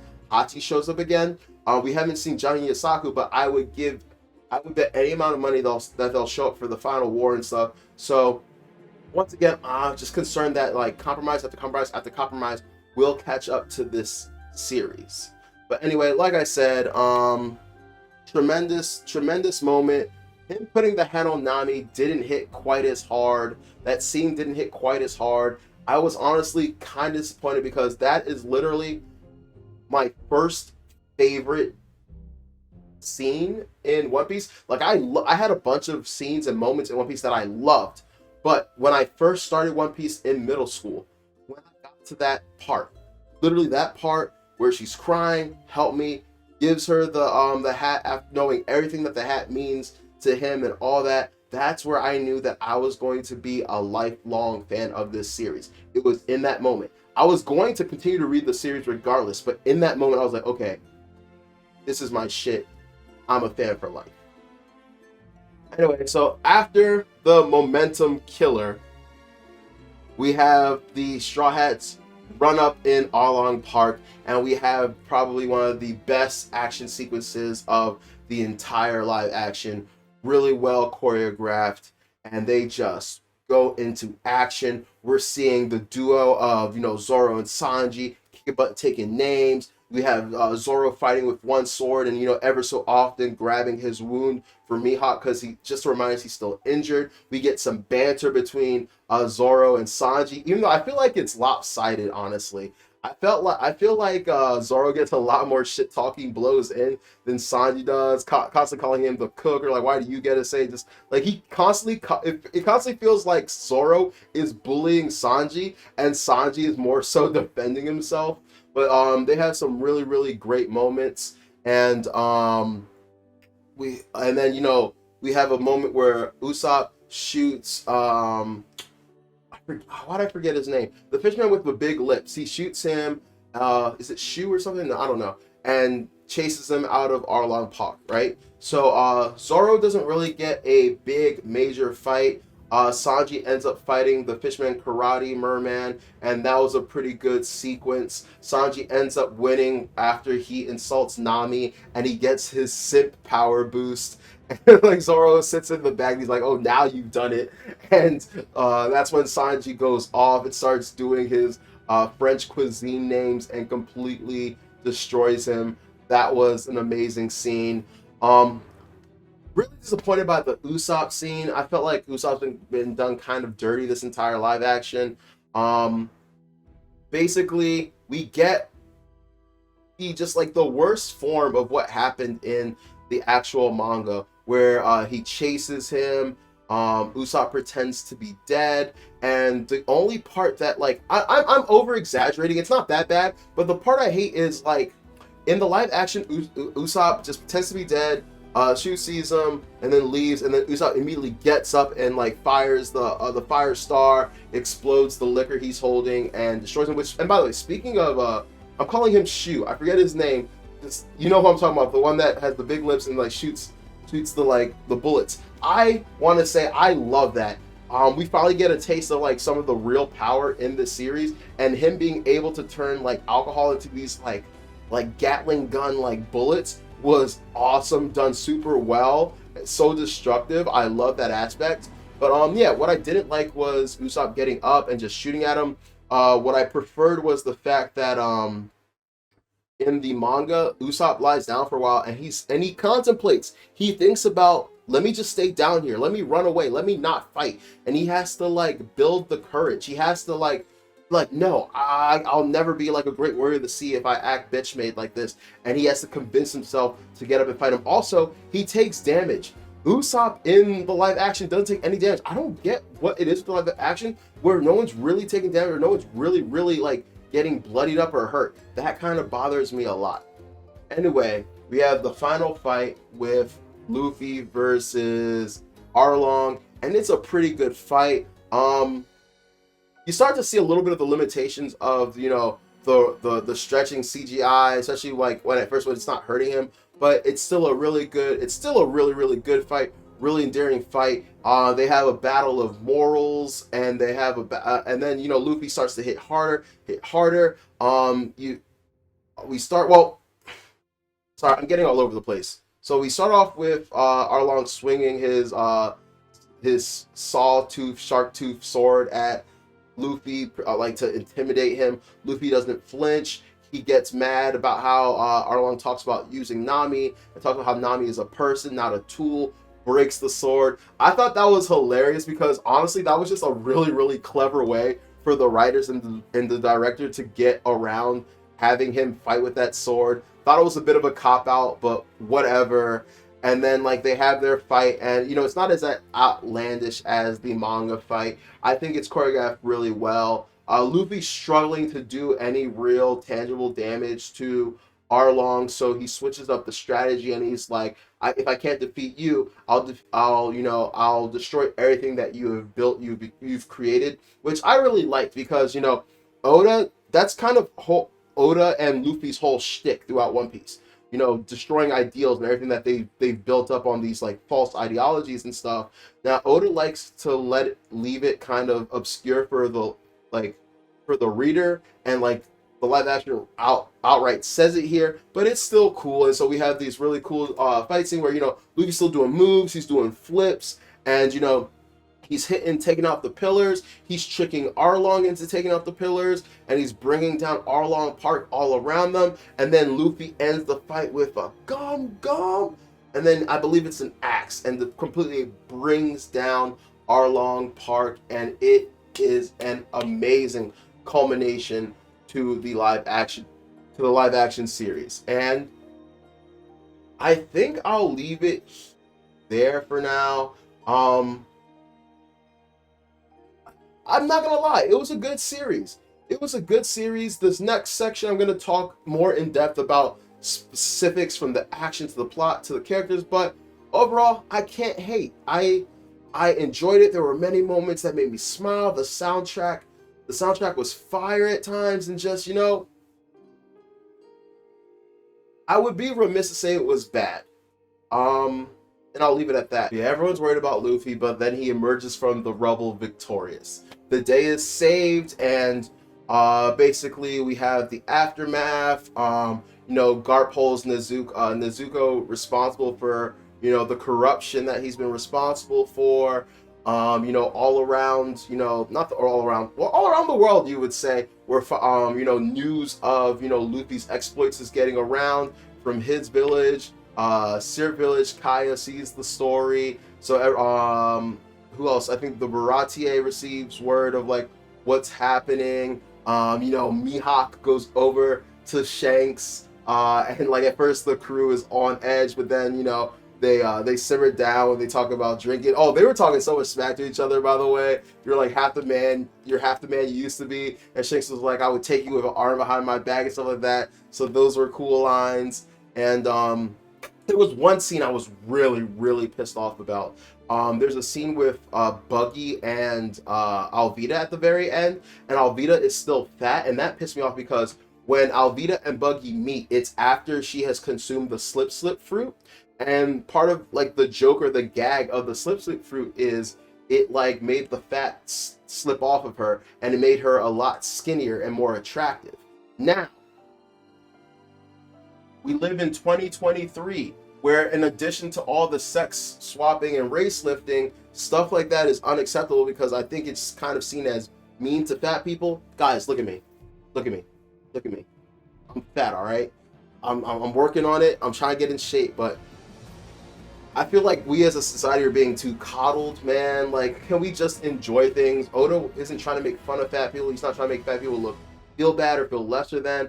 It's just a funny gag, and I swear to God, if Alvida is involved in the rest of the series and they don't replace the actress with a skinny actress, it's just like, it's a dumb change for nonsensical, pedantic, woke, PC reasons, right? Maybe they just decided that, because it's one scene, what's the point of, getting the new actress now? Let's just use the one we already had. But just the way I think things are going, I have a feeling that this is going to be Alvida going forward, and they're not going to change her, and they're going to give her the slip fruit, but they're going to keep her physique and all that stuff the same, which I think is so whack. But maybe I might be wrong. But yeah, that is like the entirety of my little recap of episodes 1 through 8, and now let's get straight into the nitty gritty, and we're going to talk about here. Let me look at my phone so I can make sure I address all the topics. We're going to talk about the action. We're going to talk about the costumes. We're going to talk about the plots and the story beats, the characters and their portrayals, and the soundtrack. So without much further ado, let's get into it. All right, so now let's analyze the live action from a more technical angle. So let's start off with the action. I think the action in this series was awesome, especially when you're using more realistic fighting styles, such as like Zoro's swordsmanship, or Sanji's kicking. And I believe, as a martial artist myself and as a Taekwondo instructor and a master in Taekwondo, I believe that the actor for Sanji was probably heavily trained in Taekwondo. There were a lot of moves that I recognized there. And it's a great fighting style for Sanji because of all the kicking. I always figured that he would have a lot of Taekwondo and maybe some capoeira, just because of how like the head spinning and stuff like that. We didn't get any like breakdancing kind of kicks from him, but still, I digress. We had the one fight in I was gonna say Marine Corps, not Marine Corps, but Marine Base in the beginning. That was a great fight. We didn't really have a good fight in Arlong Park. Zoro had a good fight when he fought was it Mr. Seven? Mr. Seven on Sixtus Island. We didn't really have good fights, in my opinion, in Syrup Village. Those were Usopp's arcs. Zoro, once again, Zoro's been killing with the fights. Zoro, once again, I think had the best Zoro overall has the best choreography. Let's keep it real. And then after Syrup Village, we had Baratie. That was honestly super disappointing. Once again, Zoro had the best choreography in that fight with him and Mihawk.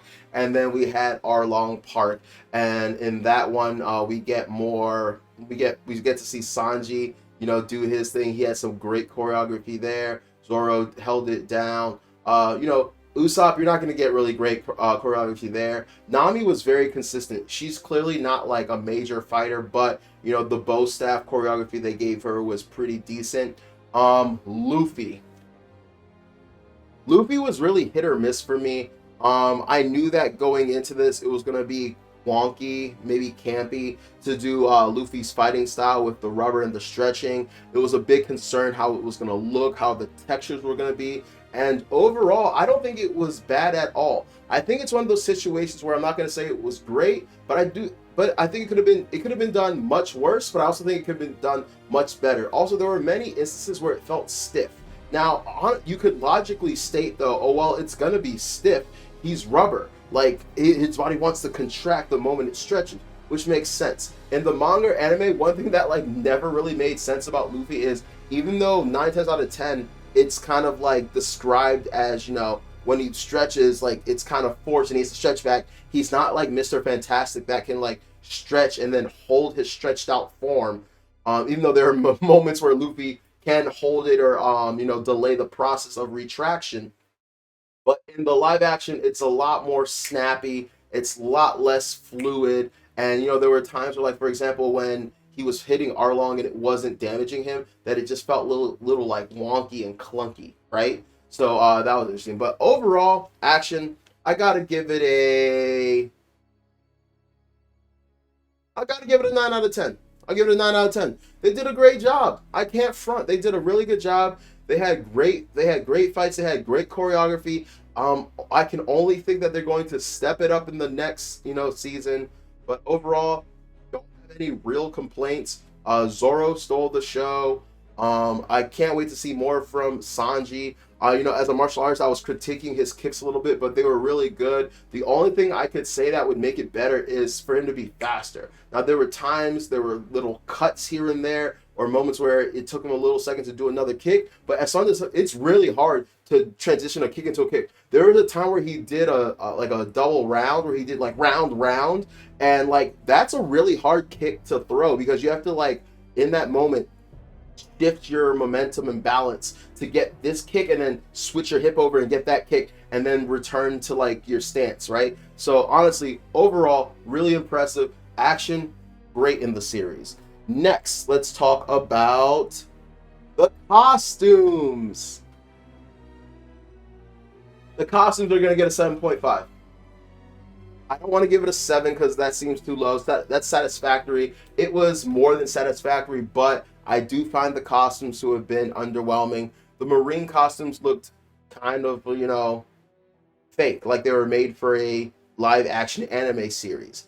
And, I would have liked if they went along the route of making like, we have Marines in real life. So why didn't you just make some kind of, some kind of combination of the One Piece Marine uniforms and the ones we see utilized in the military today. You could maybe it doesn't even have to say Marine, it could have been a symbol. Like these are times where I think creative license could have been used here.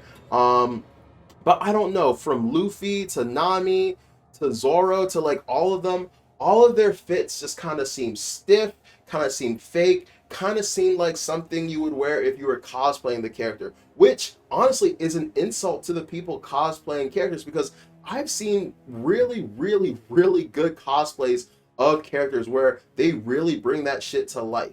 So, oh, and don't get me started on the goddamn wigs, bro. Oh my god, they were atrocious, especially with like Nojiko, Nami's sister, and just other moments. I get it. I was watching, I think, the Reverie with like Tekking and some people in there, and they thought that the wigs are going to be intentionally wigs and they're intentionally going to be bad because it's going to set up a foundation for other characters and other crazy hairstyles like that. Maybe that's the case, but oh lord, people like Emily Rudd, I don't think you had to like give her a wig. I think you could have just dyed her hair. Certain other people you could have used more high quality wigs. I just felt like this whole thing was. I just felt like the costumes missed a little bit. That's just me. I don't think they were bad by any means. Once again, 7.5 out of 10. But I do think the costumes were, some of them looked a little stiff. Some of them didn't look worn in, broken in and stuff like that. Looked a little cheap. So, I mean, that's how I feel. If you feel differently, let me know. But that's just my take on it. Now, the sets. The sets I thought were really, really good. I was completely enamored by the opening scene when we're in Lobe Town and we have the execution for it, and then we see, was it Lobe Town or was it the Marine base? We see where it's that one island. I think it's not island, but that one set of like houses on this like hillside. And I believe it's an actual location in a real world. And then I think they CGI'd in the Marine base. I thought that looked really good.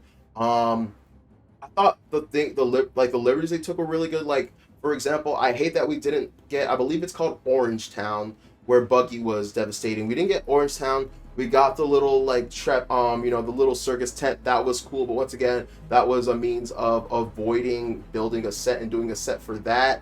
I thought that the shipyard in Syrup Village was really, really dope. Also, a fact that I found out is there's a pirate show that I really used to enjoy and like called Black Sails, and apparently they like reused a lot of the ships from that HBO series in One Piece, and that was really, really cool to me as well. It saves money, it makes a lot of sense, and these ships were really, really well done. So I like that as well. But once again, in Syrup Village, we don't really see too much of the village. We're mainly in that mansion, and then we see a little bit of the outside. For example, when like Luffy's running around saying the pirates are coming, so we get that aspect. But that was cool. The Baratier. So I think the last 4 episodes have the best sets. You have the Baratier, that looked phenomenal. Truly looks like a high-class, 5-star, Michelin-rated, blah, blah, blah, XYZ restaurant on the seas. I think they nailed that one out of the park. And then you have Arlong Park, and I think they did that well. I liked the Tangerine Groves. I liked Arlong Park itself. So yeah, I think the sets were done incredibly well. I'm gonna give it a 8.5. The only thing that stops it from getting a 9 is the fact that they went out of their way to avoid actually recreating a lot of iconic scenes and sets from the manga and live action, and so that's the only like nitpick there. So 8.5, nothing to scoff at or sneeze at there. I think that was great all on its own. This is probably my favorite part. The soundtrack, 10 out of motherfucking 10. 10 out of 10. Soundtrack slapped. Soundtrack was fire. I loved the soundtrack. They had amazing songs, just amazing compositions. I have nothing wrong. No complaints. They had We Are in there. I think they had some other hits from the actual series. I already told you guys this in my other review. The Arlong Park theme, Who's Hungry or whatever, or Welcome to Arlong Park and Who's Hungry slapped. Every villain getting like a little like villain theme, that was amazing. Just there was a soundtrack and a sound for every moment, and they knocked it out the park. 10 out of 10 soundtrack. I can see this soundtrack being downloaded a lot. I already hear debates about is the We Are from the live action better than the one from the anime. I'm not gonna weigh in on that. I think that they both have their own unique, like, things that, are enjoyable. I don't have a preference at the moment. I just see it as like a difference, but the soundtrack was incredible. Well done. Shout out to the composers and stuff like that, the creators of the songs and all that. Like, they truly knocked it out the park. They got their dividends in their music budget. I will say that. Now, these last two things I'm going to talk about are probably going to be the chunk of this: the plots and the story beats. Let's start off with the gathering of the initial core three: Luffy, Nami, and Zoro. I was fine with the original plot. Was kind of sad that Luffy didn't punch out the Lord of the Coast when he went on to his adventure. That's fine. I was okay with him not meeting Zoro, hanging on the cross for the first time. That was fine. I was okay with him not meeting Nami the same way. In fact, I believe the manga and anime, how he meets Nami or when he meets Nami, are changed in that regardless. So that was always a change that had happened. But I love what they did. Like, when I was first watching it, I was like, okay, these are changes that I can get with. These are changes I can agree with. These are changes I think that were done well. They're like, how do we tell this story? How do we organically get them together? We got more focus on like bounty hunting in the live action. We know literally nothing about bounty hunting in the anime and manga. So I think it was kind of funny that we get like exponentially more background and lore into bounty hunting in this. And it just makes sense. Luke wants to get to the Grand Line. He needs a map of the Grand Line. I feel like it's kind of crazy that the only place they can get a map of the Grand Line is the Marine base. But if that's how you want to do your story, I'm not mad at it. It can make sense. It can do well. So there is that. So that first part was, in my opinion, done decently well. Had him and Nami working together to bamboozle the Marines, get into Axe-Hand Morgan's base. Oh, by the way, I should have mentioned this in costumes. God damn, I didn't mention this in costumes. But why did they have my man Axe-Hand Morgan in goddamn zebra print leggings, bro, looking like a desperate housewife? I was so mad. I was like, I always pictured this dude was wearing like zebra print or like zebra camo print like cargo pants, like those military cargo pant things. They had this dude in leggings, and I was like, what the hell is that? So I'm glad I remembered that because I wanted to talk about that for costumes. That pissed me off. I thought that looked like shite. So yeah, that was fine for me. Not Arlong Park, Buggy. Not a fan. Not a fan of Orange Town Light.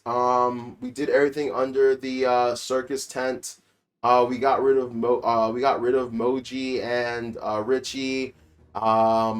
Didn't get a fight with I forget his name. The dude with the unicycle, Kabaji. We didn't get a fight with we didn't get a real fight with Kabaji. We didn't really get any true interactions with the townspeople. We lost that really emotional, heartfelt story with Chocho. So the story beats weren't even really there, in my opinion. I mean, there was that moment where Nami exits the tent and sees the destruction wrought by Buggy. I thought that was cool. So we got a little taste of it there, that like how fucked up Buggy can be. But like, I don't know. I felt like it misses a lot of that section of the story. I think the only redeeming factor about that was the actor that plays Buggy himself is phenomenal, and I love it. And I love his take. And we're gonna talk about characters and the portrayals later. After that, we had Syrup Village, and I'm gonna keep it a buck with you. I didn't really like that at all. When I say I didn't like that at all, not like the episodes were. The episodes were enjoyable. I didn't like that we didn't really get to see Syrup Village. That we didn't get a lot of the characters in that. That we were relegated to spending the entirety of that arc inside the mansion. Once again, made things a lot easier for the directors and writers, but takes away from the overall story. Was sad we didn't really get to interact with the Black Cat pirates. Was sad that Usopp didn't have his moment to shine. Was sad that we didn't get Django, and Django is someone that joins the Marines later. So sad about that. We didn't even get Full Body. I didn't even mention that in my review. We didn't get Full Body in Baratier. So that's another character that becomes like not important later on, but shows up later. So, ugh, like I don't know. Oh, we got the point though. We got introduced to Usopp. We found out he was a liar. Found out that his dad is Yasop, and that Kuro is manipulating and taking advantage of this poor sick rich girl. And so like we more or less get the point of the story. And then it was a great opportunity to tell Zoro's backstory. That was done really, really well. That honestly, in my opinion, really elevated everything else going on in those episodes. But overall, I wasn't too impressed. Baratier I liked a lot more. Once again, like I said, I thought the set was incredible, and I think they did really well with the story of the Baratier. They did decent. I don't know why did not hit me as well as the manga and anime, but I think they did decent with the flashback with Sanji meeting Zeph, and them being stuck on that island forever, starving, not being able to eat, and Zeph having to eat his foot. They nailed that story beat and whatnot. But I think if they made them look a little bit more like they had been starving for a long ass time, I think that would have done a lot more for me. I think what really started to mess up the story though is how they tried to tie it into the whole Arlong story. Also kind of sad that once again we didn't get that Krieg fight. Jin was just kind of honestly an Easter egg at that point. He was just there to have this, to like kind of really quickly get that scene with Sanji in, to show that Sanji will it doesn't matter who you are, what you've done, or anything like that. Sanji cannot see someone starve, and he'll always feed someone starving. That he's kind-hearted, but also like that holds a personal place in his heart. So like they hit those beats, and so I'll give them that, even though like they went about it in certain ways. So it was fine. And then last but not least, Arlong Park. Arlong Park, I think they did well with what they were trying to do. They were able to tell the story of Arlong showing up in the past and completely just taking over Kokoyashi Village. They were able to show the relationship with Nezuko and Najiko. We had the townspeople in that. We saw little Nami, adorable, and how she was stealing and stuff like that. We got that really, really like gut-wrenching scene where like Nami says we're not a real family, you're not my real mom, she's not my real sister, and gets smacked. So we got those scenes, but like I said, they just didn't pack. They just didn't pack the punch that the original scenes, in my opinion, packed. So there's that. But as far as plot and story beats, they did their darndest to keep them. They did their darndest to keep them. They missed a couple, yeah, they did. I'm not gonna lie, not gonna lie. They missed a couple. Like people really have to stop saying it's a masterpiece. Just because it wasn't as bad as it could have been, or they mitigated some of the damage, does not mean it was this phenomenal work. It was good. Dare I say maybe great, and I don't even want to call it great because I don't feel like it was great. There were aspects of it that were great. There were scenes that were great. There were moments that were great. But overall, I don't know if I think the live action series was great. And then I'm going to finish up this review and analysis with the most important part, in my opinion. Not the most important part, but in my opinion, the most important part, which was the characters and their portrayals. And let me just start with like most important characters and go down. I might not address every minor character. Let's start off with Luffy and Inaki's portrayal. I give it a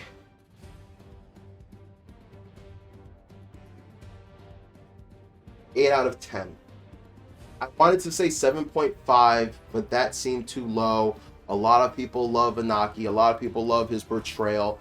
It didn't really do it for me, but it's not bad enough that I want to give it a B. It was a good college try. You could tell he was really trying to put his all into it. But my problem with Inaki is a lot of it seemed like he was actually acting, like he was trying to act. There were a lot of weird pregnant pauses in his like deliveries. There were times where it like seemed like a delivery, like he's like, okay, I'm about to deliver this line. Watch me deliver this line. There were so many parts where he's like, I'm delivering this line. When he says his name, it's weird. There are moments where he says certain things and it takes you out of it. Or there are moments where he stops to like do a look. I'm trying to do this thing, and it like would take me out of it. I think he's a great Luffy. I think that like I can definitely grow past the accent. Didn't give me that big a deal. I had more issues with some of the lines and the writing than the accent, if we're being real with you. Like, being real, I had more issues with, like, that stuff and the delivery of things than the accent. So, like, it's not about the accent, but it's about all that other, like, peripheral stuff.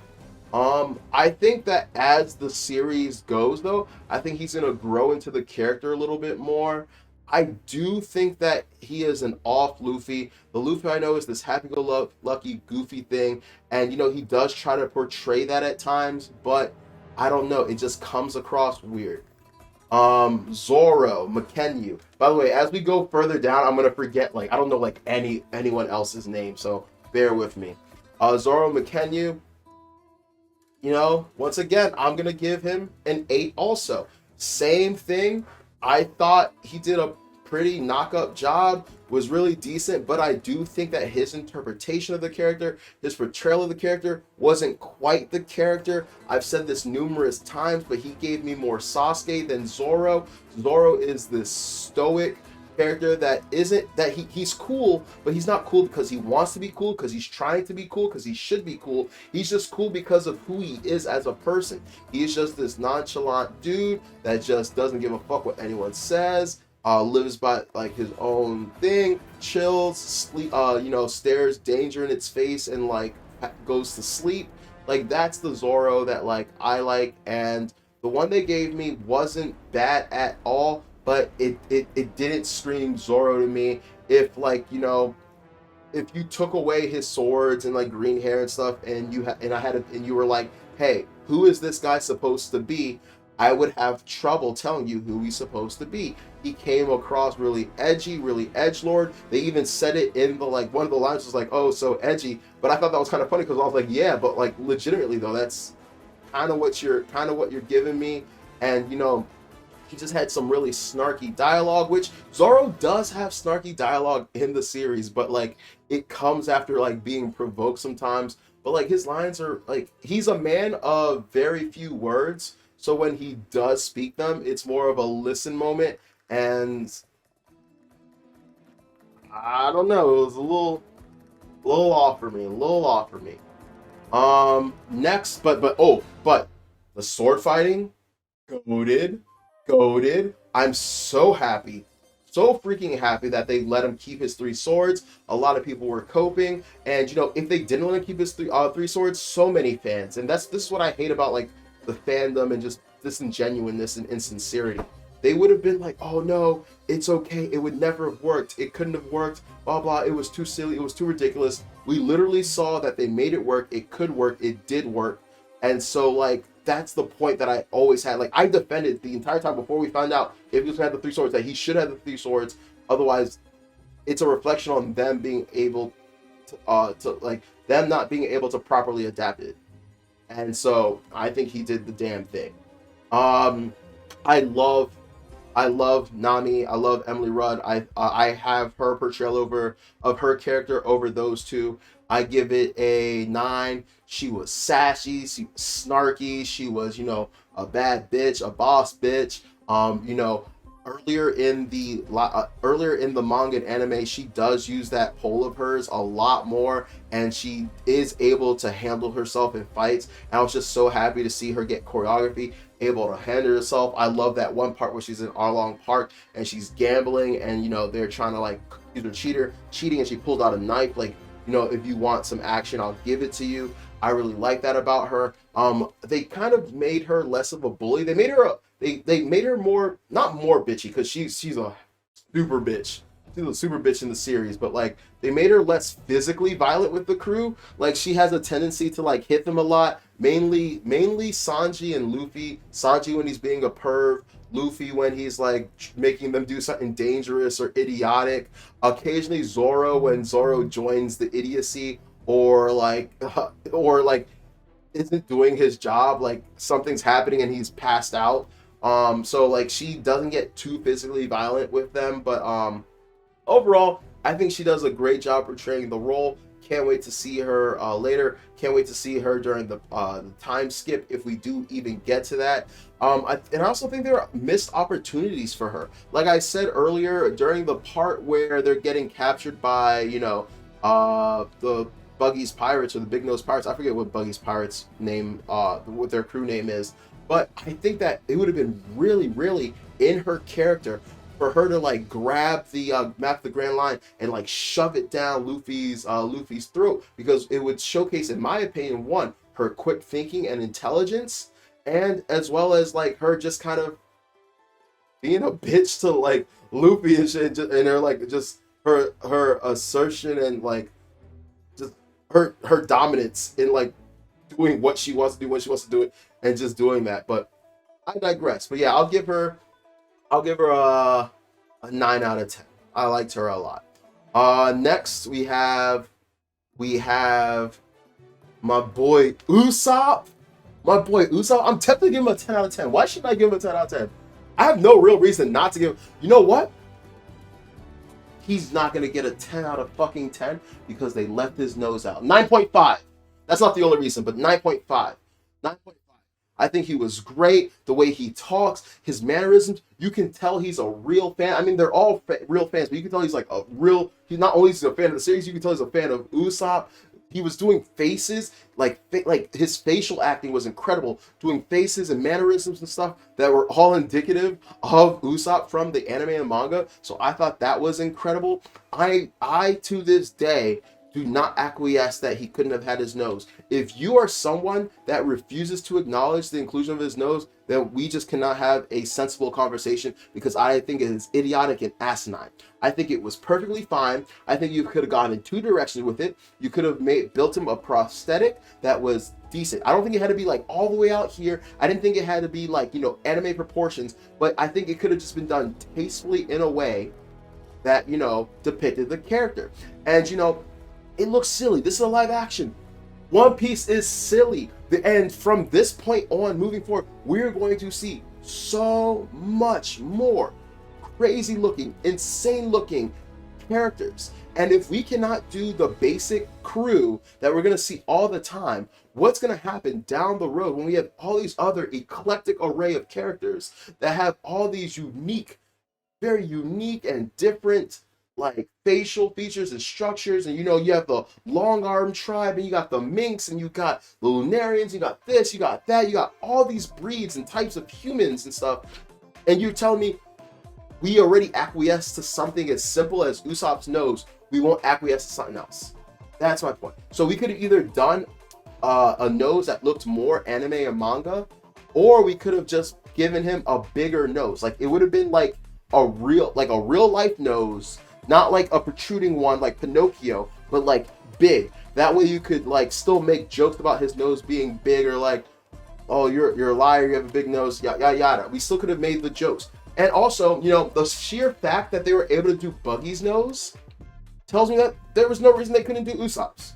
So like, I just really am tired and sick of these arguments, and they're nonsensical, and you're being disingenuous and insincere with yourself. That's just how I feel. Next up, we have Sanji. Wasn't bad. He was able to fight. He was charming. He's got a great body. The wig is okay, not bad. I think I'll give Sanji 8.5. I think I'll give him 8.5. I do think it's a little bit weird how, how down for the crew he was after just joining them, how immediately he left, how, I don't like how it feels like he's being bullied by Zoro. It should be a little bit more equal. His lines, his bars, his insults should, be a little bit better. I feel like he's taking a little bit too much shit from Zoro, and I don't like, even though I'm Team Zoro, by the way. I'm a Zoro over Sanji fan, but like come on, but like Sanji's like kind of our rival, quote unquote. Like, like who's this guy that's like getting bullied right now? So similar thing. I like the actor. I think he portrayed it well. I think he understood the assignment more or less. I think he's toned down a little bit, but I think that's just for reception issues. I think that if you make Sanji as like womanizing and as lecherous as he is in the manga or anime, I think it's going to rub people the wrong way. It's going to turn some people off, and I think they understood that and said, okay, we're not going to go that far with it. And also similar to Usopp, there is literally no reason. There is literally no reason you couldn't have done his eyebrows. I forgot to do this for Usopp, so I'll do it right here. Here's a picture of someone cosplaying Usopp. Once again, this is the more extreme ideology of what I want. You don't have to go this way. You can just do someone with a big nose. But I still think that they did this. I think they did this really well. And on top of doing it really well, I think it like doesn't look that bad. And I think that if someone who like doesn't do this professionally is able to cosplay this, then with $1 million like millions of dollars of a budget, I think that trained professionals can make this look tasteful. And now here is Sanji with the eyebrow twirls, which is even more outlandish to me. Like, I can almost kind of sympathize with people when they complain about Usopp's nose, but there was no reason you couldn't do Sanji's eyebrows. There's no reason you couldn't do Sanji's eyebrows tastefully. And look at this. I don't see any issue. I think this could have been done well. So once again, another cop-out, another irrational ideology of what's going to happen. And we're going to get way more weirder crew members. We're going to get a fucking reindeer. We're going to get a skeleton. We're going to get a cyborg robot man.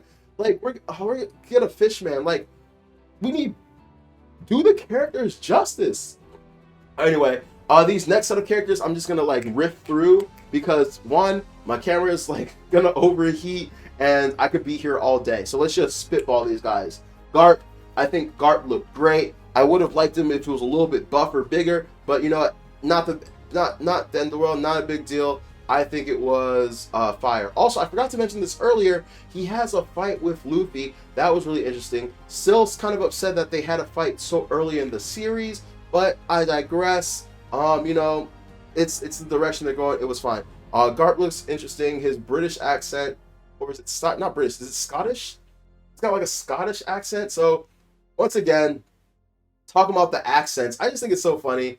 People like will defend the accents even though they don't make sense, and then everyone's like, well, they're on these islands, and like people will pick and choose arguments to like for their arguments, even though like it'll like make other things not make sense. Literally, Luffy is the only person in his village who talks the way he does, and then you have Garp, who's the only person amongst his group that talks the way he does, and so it's just like, where are these accents coming from? But I digress. I think Garp has done relatively well. Let me give him a 8 out of 10. So just like Luffy and Zoro, I think generally they're good, and that's the reason they have an 8.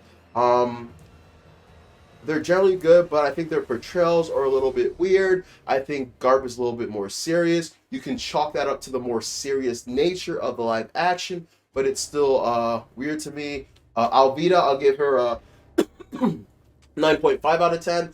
You get lots of points. You get lots of points for even looking like the character, and I think she looked like the character. I think she portrayed the character well, so she gets a 9.5, if not a 10. Buggy gets a 9.5.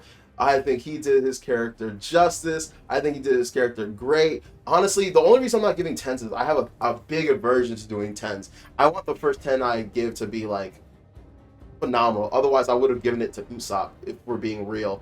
But just consider my 9.5 to be a 10. So Buggy gets a 9.5. I think he played the character really interesting. And it's funny that I give Buggy a 9.5 because he's not exactly like the animated manga Buggy, but I like what he is for the live action. I think his portrayal of Buggy for the live action does the character justice. Mihawk. 9.5. 9. Yeah, I'll give him a 9. Just because, I don't know, sometimes he looks a little bit like a character, with the, like, I don't know, the fake mustache and stuff, but, like, oh, the drip god, the voice acting, the acting I think is great. I think I'll give him a 9. I don't want to say 9.5 because, like I just said, a 9.5 is like a 10 for me, and I do think that there are aspects of him that are a little off, but I think he looks great. Zeph looked dope. I love Zeph. He gets a 9. He gets a 9.5. The only thing that could have made Zeph better, in my opinion, is if he could actually fight. Once again, the logistics of that are the issue there. How do we have this actor fight without, with a peg leg? It's the same reason why, Luffy has shoes.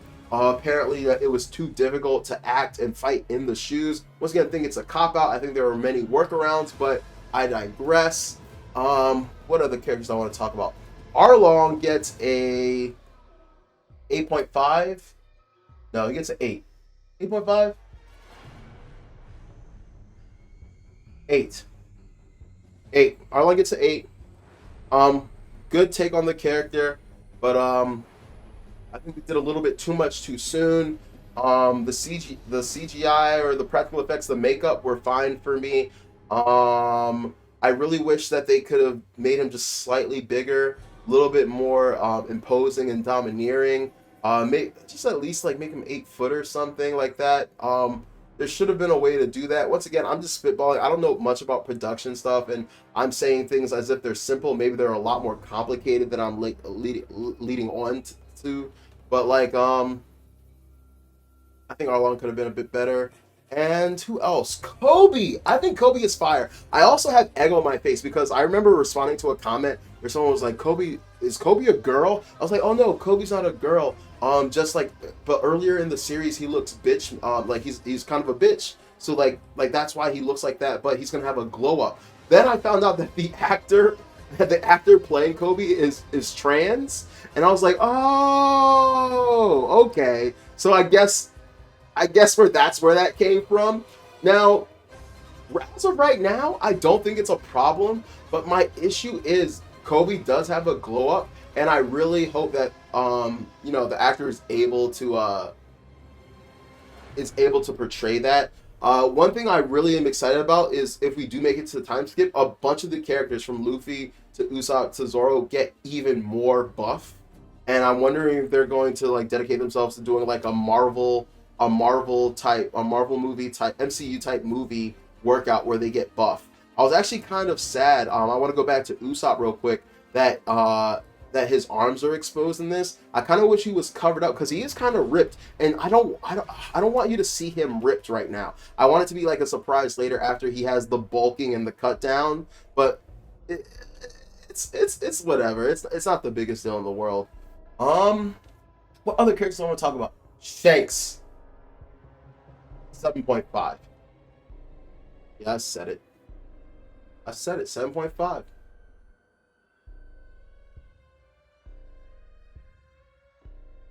Actually, I think I've been mistakenly saying, did I put Luffy and Zoro at 7.5s or 8s?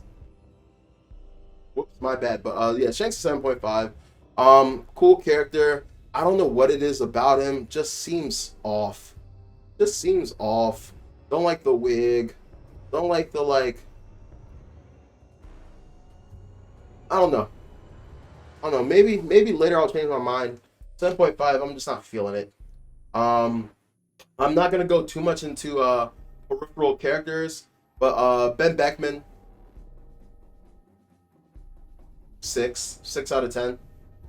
That's not Ben Beckman. That dude looks like somebody's lost uncle. Like, dude's chubby, and you know a lot of arguments can go towards, well, this is a more realistic depiction of a pirate. This dude like Ben Beckman does not look like Ben Beckman. He looks like Schmitty. Like he looks like someone I would name like Shmee or something like that from like, you know, like Peter Pan or like Black Sails or something. Like he looks like, but he does not look like Ben Beckman. I don't know what the choice there was. I don't like it. Ben Beckman is in shape in One Piece, and I don't get it. Same with like Lucky Roo.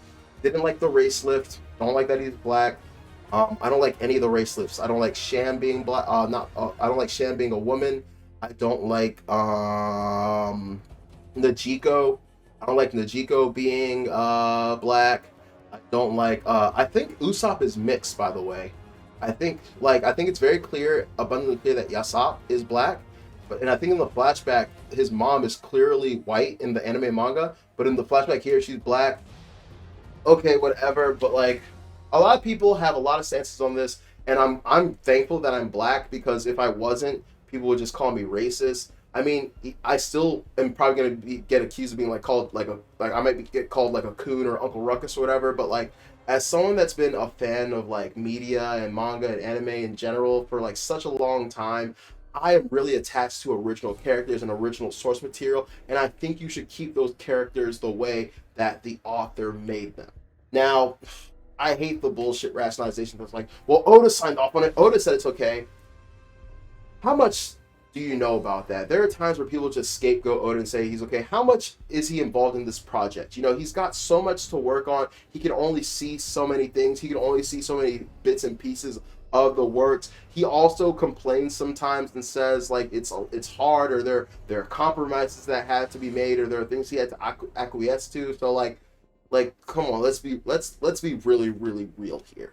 But I feel like I'm missing some other important characters. I'm gonna leave it there for now. This is gonna be such a long video, so like I'm not gonna add more to it. But other than that, here are my closing and final thoughts. I thought One Piece live action was really good. I thought it was really good. Not great, and definitely not a masterpiece. If you're someone calling it a masterpiece, I think you're crazy, and I think you're just ruining it. I do think that like fans can sometimes shoot themselves in the foot, because you know you put certain things on a pedestal and then you turn people off from it, or you like have this delusion, and then when other people watch it and they're like, wow, this dude was like singing its song and praises, and then this is what it is. Yeah, I can't take this guy's word for at face value at all. They don't know what they're talking about, blah blah blah, yada yada. And I think that's what's gonna happen here. Just say it's good. Just say it's fucking good. Live actions are terrible, so just being a good live action in and of itself is a great accomplishment. You don't have to do all this stuff. Another final thought I want to say is, stop being complacent.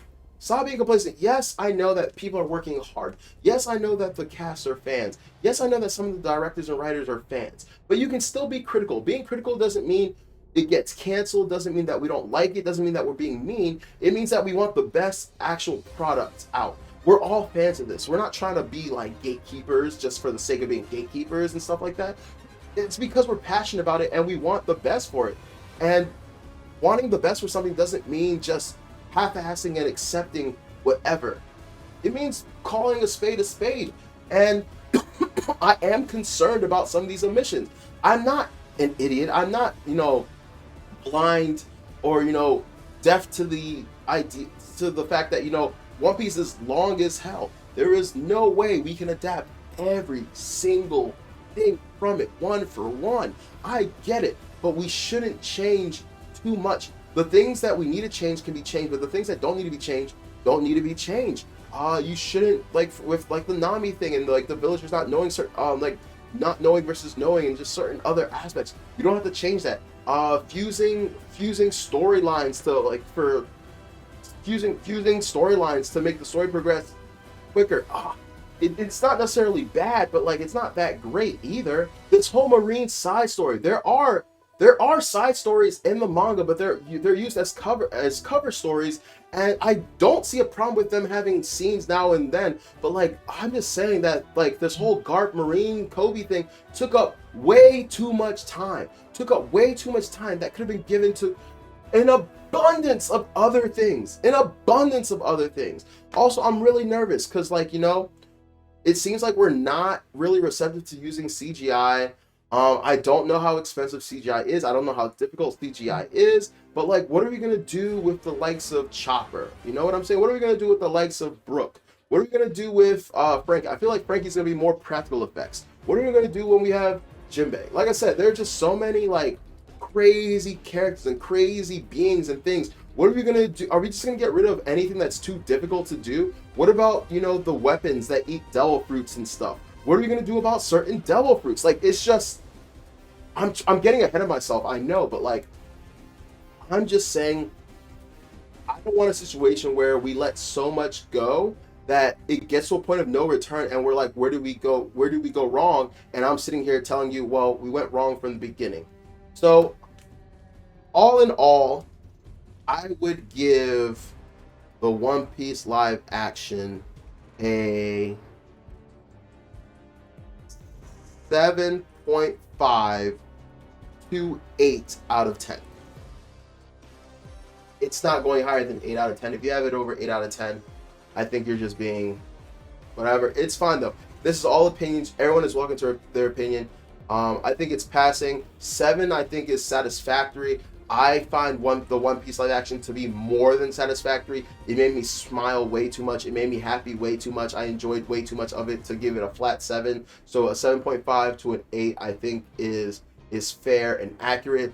As a One Piece fan, a manga and anime fan, I give it, you know, a 7.5 out of 8 because, you know, just knowing what I know, it's just One Piece light and it just takes too much away.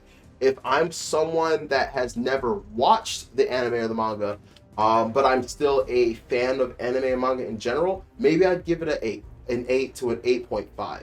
And if I'm someone that doesn't really like anime or manga in general, I think it goes back to being like maybe a 7. And the reason I say that is I really want to do a video where I review and where I interview a lot of people who haven't seen the anime and manga, and I'm just realizing though that still leaves a certain category of people that are used to anime and manga and people that are not used to anime and manga. And I think that there's a lot of really off-putting and campy things in the Netflix live action that people are gonna be like, this is stupid.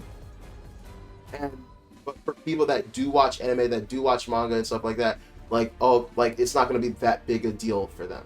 But yeah, I think this show did what it set out to do, and that was to was to be a love story to One Piece, to give people that are already fans another way to experience One Piece for the first time, and finally to introduce new fans to One Piece either through this live action alone, and hopefully we get many seasons where they can follow One Piece this way and get into it, or it can divert them from the live action to the anime and manga. And I think they did a good job. And in terms of doing what it set out to do, I think it accomplished it. That is the only quote unquote argument for being a masterpiece that I would say. But that's it. It's definitely not bad. It is not bad by any measure, but it is not a masterpiece, phenomenal, blah, blah, blah. It is very flawed. It is good, but it is very flawed.